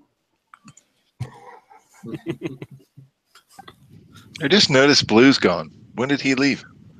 Yeah, he said he had to go He out. left Like, 11:20. yeah, he jumped out He's before I been could gone say for a little bit. Well, it's been 2 hours. We're about to end this anyway. But no, I mean, actually, right now, most rifle cartridges is very well worthwhile reloading. 223 and 7.62 by 39. Those are not really cost effective to reload right now. But you know, 30-06, 308, whatever, those are very worthwhile reloading. Even like 300 blackout. Oh yeah, 300 blackout. Yeah, absolutely. But 9mm 45, it's actually still, even if you buy your bullets, you don't have to cash your own bullets. You could buy your bullets. It's still cheaper to reload. Yeah, by a substantial savings. I would say maybe probably $40 per 1,000, if that's substantial, depending on what your time's worth. You know, take an hour and a half ish, depending on what progressive machine you're using, to load 1,000. That's what makes the difference between a. It depends on how much time you have. I mean, well, not you, SoCal, but most of us started out on a single stage and cranked out hundreds and thousands of rounds on a single stage before we moved up to a progressive. I understand you started out with a progressive. You know, you just showboater that you are. Well, no, it's just I got talked into it. I honestly didn't know any better. And I'll tell you, I mean, I think TR is probably one of the few in this chat room who might remember Yankee Prepper. Did a video probably 7 years ago. And another guy, you met him at Farmageddon, OBXO Wind. I saw Yankees video, and then I had a mutual friend at the time, Low Buck Prepper. I still have him as a friend. He had a Dillon 650, and we started talking, and then I bought the thing, kind of learned how to use it, and then I put a couple of videos out of me floundering with it. And OBX called me and was like, all right, this is how it's going to be done from now on, and basically set me straight. And he'd been using one for 20 years. And yeah, that's kind of how I knew the guy. I mean, if I could figure out how to do it with a little help from a community like this, anybody could. And especially now that reloading's way more popular than it has ever been, everybody's got a buddy out there that can help them.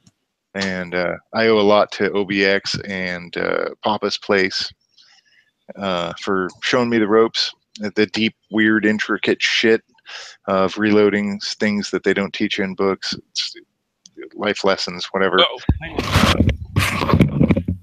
But I guess my point is anybody can learn on a progressive. It's probably easier on a single stage, yeah, but anybody can still do it on a progressive. Oh, absolutely. Like you said, I mean, hell, just put one shell in and go through the stages. And, you know, until that shell pops out, I'll put another shell in, and you'll learn the basics. It's not that big a deal.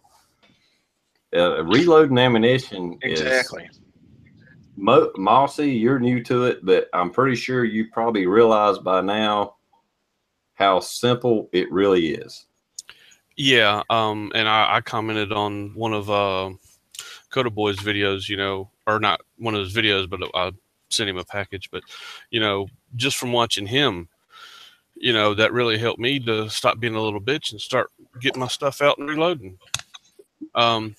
You know, so it is not as hard as what I was thinking it was going to be. So, Yeah. When I started into it, oh, sorry, go ahead. I was going to say, right now with this thing, I've just taken a bunch of shells and just getting them to a certain point, and then just working my way through them. It's slow as hell, but it's not as hard as I thought it was. Yeah, I remember when I started, you know, other than seeing it done on YouTube, I had absolutely no familiarity with it whatsoever. And when I first started, there's like kind of a crazy intimidation factor there. At least there was for me. I loved shooting, but you know, I wasn't familiar with the actual process of assembling ammunition.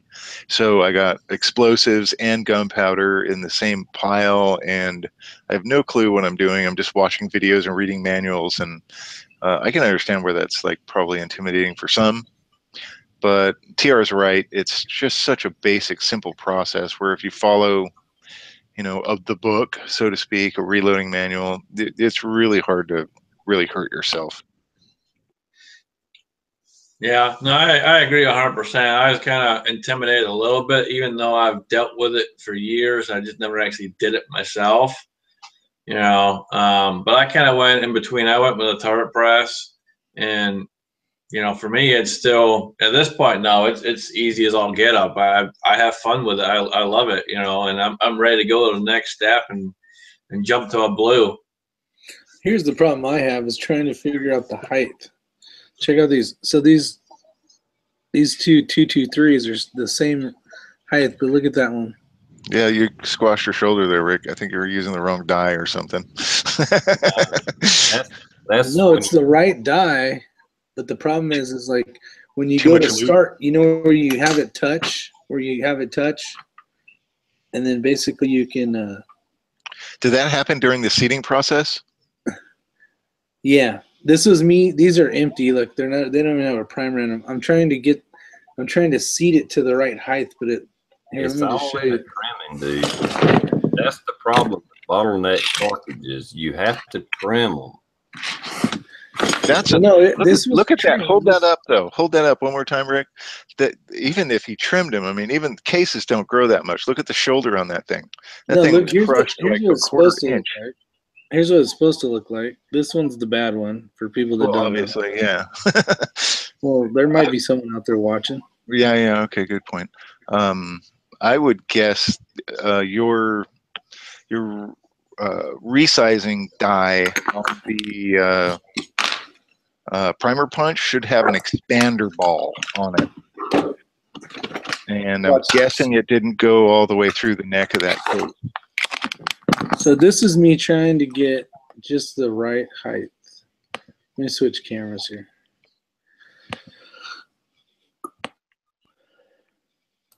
All right. So here's the system. It's anyway, see if I can get it on the right thing. So this is a turret press, Lee turret press. And this is me tweaking with but look how high this is. And this is the only way I could get it to seat. Like, are you guys crimping? Are you crimping the 223 at all?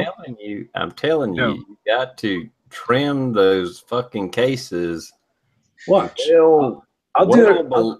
You got to trim them below what standard industry tells you to. You should be trimming it like 20,000 below. Watch. I've never had that, Raj. And look, So here's a case gauge. He said it happened during the seeding process. Here's the bullet. I'm sorry, the camera's all. I'm holding the camera. Okay, so here's the bullet. It goes all the way through. You can see it's nice and flat. Nothing hanging out. Right? Now when you go to seat a bullet, let's see if I can do this somehow. And this is the part that's killing me because I've reloaded a ton of pistol, but rifles are new. So I grab a projectile somewhere over here. Fuck is it? So I'll do this first. Where the fuck are the projectile? All right, and I'm running VMAX quantity.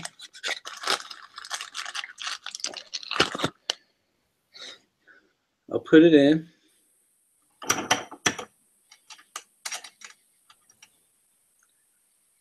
I don't know if you can see that. No, you're looking at my dumb ass. Hold on.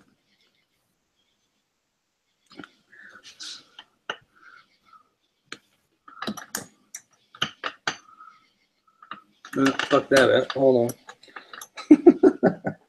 Under pressure here. No pressure, bro. Just keep fucking up. Yeah, no pressure. Just all of YouTube's watching you. Let's see. Yeah, you're live on the show, man. Live. That's This is right. Rick reloading. I'm looking for my. Oh, here it is. Man, You you get get yourself yourself some some reloading tweeters. space. All right. Well, if Let me it put some- cleared the case gauge, my thought is you need to back the die off because you're crimping way too fast.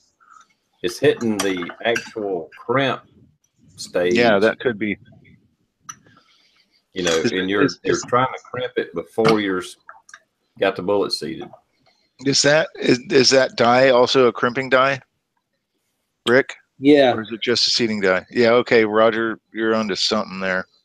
So I it's- was thinking it was an expander ball because a lot of the rifle, as you resize it, it'll actually crush the neck, and you need a ball to go through the neck of the case and then come back out. That's to on the put D. it That's on the D primer one though. geometry.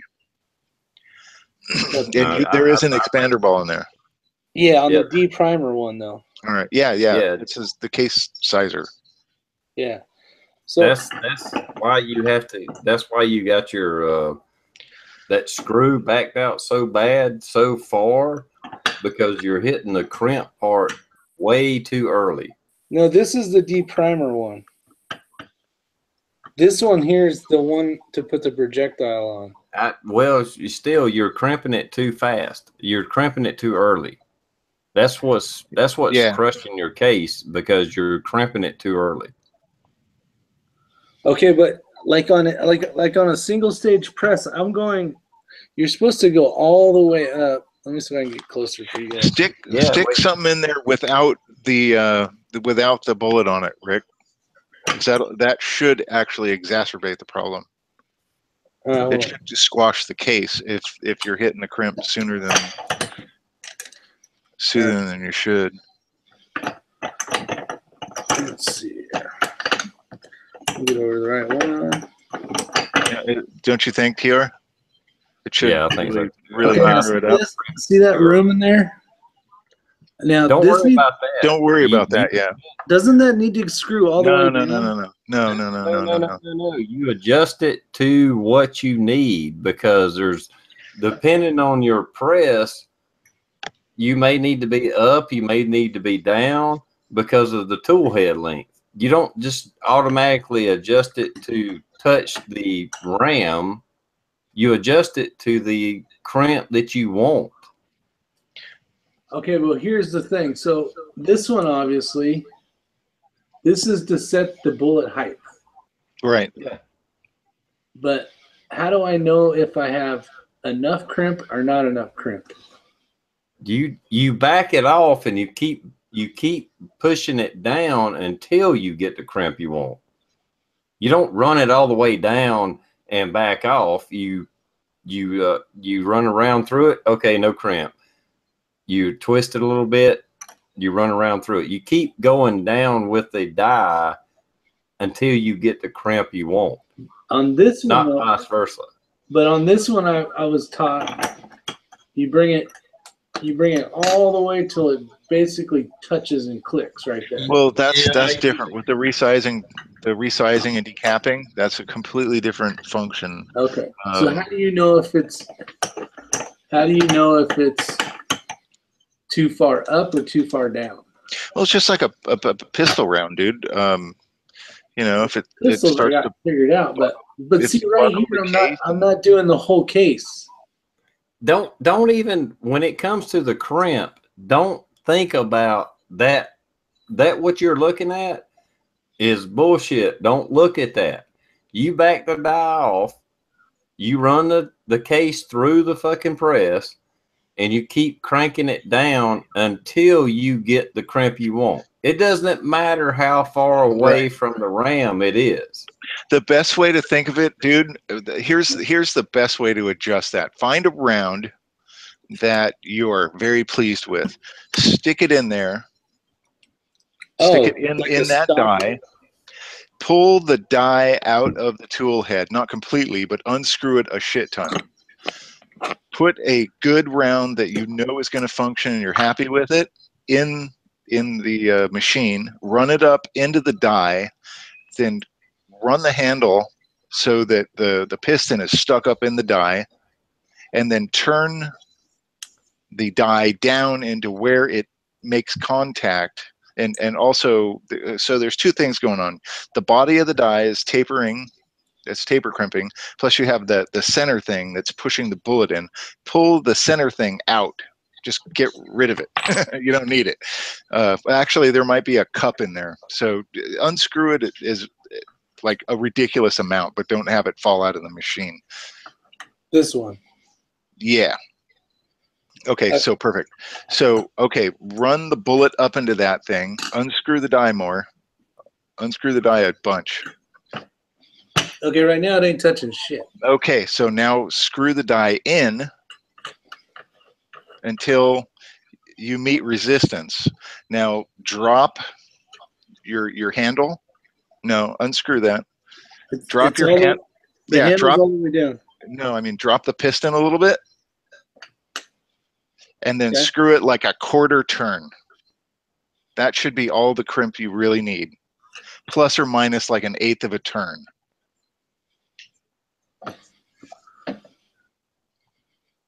Am I on the right track here, Roger? Are you going to agree with me here? Oh yeah, absolutely. You're absolutely. Okay, yeah. So my next question is going to be one more thing. So you screw that thing down until it touches, is presuming that you're using the same bullets. They're geometrically the same. Like if they're 62 grain or 55 grain, whatever it is, they're probably very close to the same length.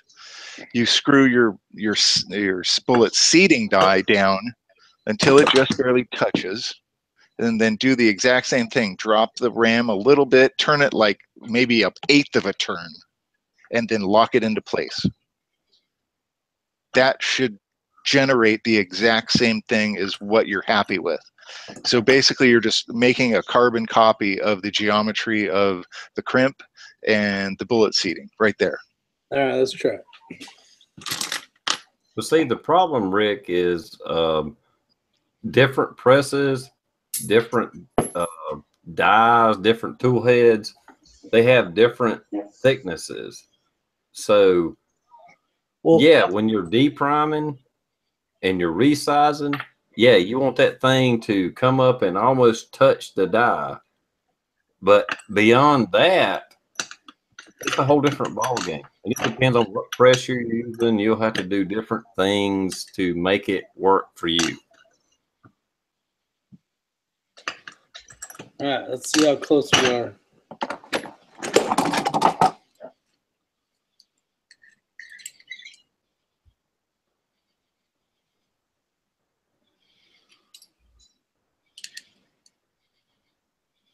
Well, here's my other problem too, guys. So I'm running these things. This is a stock like Remington, some bullshit. Yeah, Remington. But I'm running this red tip nozzler. No, the Hornady VMAX.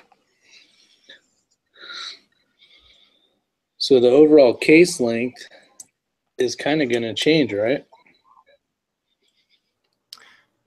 Well, you need a Why can't you see that shit? If you set those on a table, Rick, everything should be exactly the same except for the length from the very top of the mouth of the case to where the top of the bullet is. The rest of that should all be basically within like a couple thousandths of each other. The case length itself should be the same, regardless of what size bullet you put in it. yeah. You need a OAL length gauge because you're actually measuring from the oglive to the rear of the case. I don't want to get all fucking technical, but it's not from base of the case to the tip. That's not how you measure a rifle round. Okay? From the tip to the tip? Oglive to the base. And I hate to bore our fucking audience here, but I think SoCal knows what I'm talking about. No, I know exactly what you're talking about. It's the ogive, or the ogive, however you pronounce it, is the curved area till it becomes straight. So, I don't like think they're bored. I don't think they're bored, TR. I think they're just laughing at Rick and he's screwing up. Yeah, the curved part of the bullet to where it becomes a point. Yeah, you can't do it with a caliper. So No. quit doing that, Rick. I think I'm getting it. Well, anyway, guys, it's way past 2 hours. We can end this, and let's jump off here. I got to go to work tomorrow. Yeah, I got a good Thanks one. for jumping in here and having an awesome chat. I think we had a good subject going on, and Rick's fucking it up right now. Where'd it go, Rick? Yeah. Anyway, guys, I'm going to let y'all do an outro, and I'm going to start with Mossy Nut, the person that's said the least here tonight. Go ahead. Do I have to talk? Well, you just say goodbye at least. Oh, thanks for having me on, TR. I actually enjoyed the hell out of myself. That's all I got. Well, that's good enough, man. Rick, is your 6 covered? Would you like to do an outro? Sure, a quick one. I'm going to be doing a video giveaway for, it's going to be a VR, but it's this camo hat, camo pants, and a camo shirt to someone out there. So good luck on that. All right. Thanks, Rick. You know, we got to pick fun at you when we can. Hell yeah, you should. I expect it. The Crazy Scotsman, would you like to say any outros or anything you want to promote? Go right ahead, man. Appreciate you having me on again, TR. Really appreciate it. Great crew. I think it was a pretty good chat tonight, other than Rick screwing up the end of it, but that's all good. We love you, Rick. Love you too.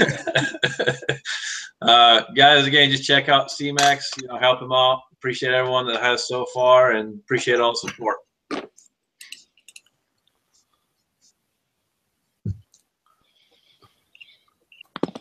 Thanks, man. I appreciate it. SoCal, would you like to do an outro?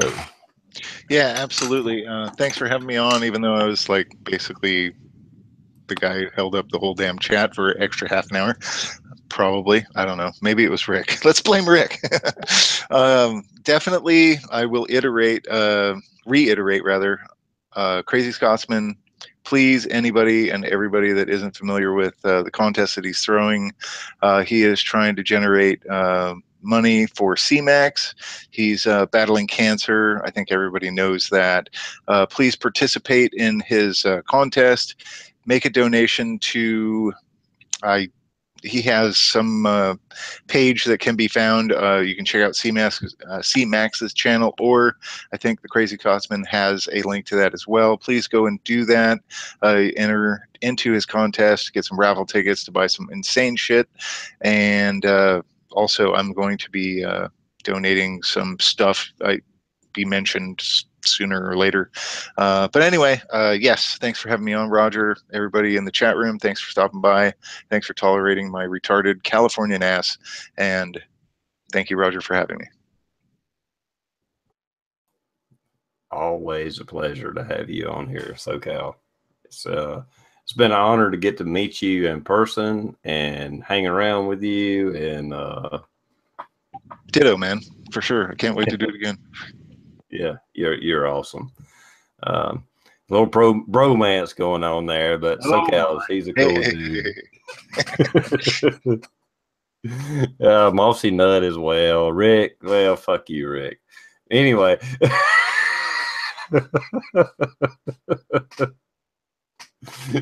You know, I'm just kidding. Anyway, thanks everybody for coming by. And we'll see you next week. I should be here Tuesday, and other than that, yeah, definitely check out the Crazy Scotsman's channel.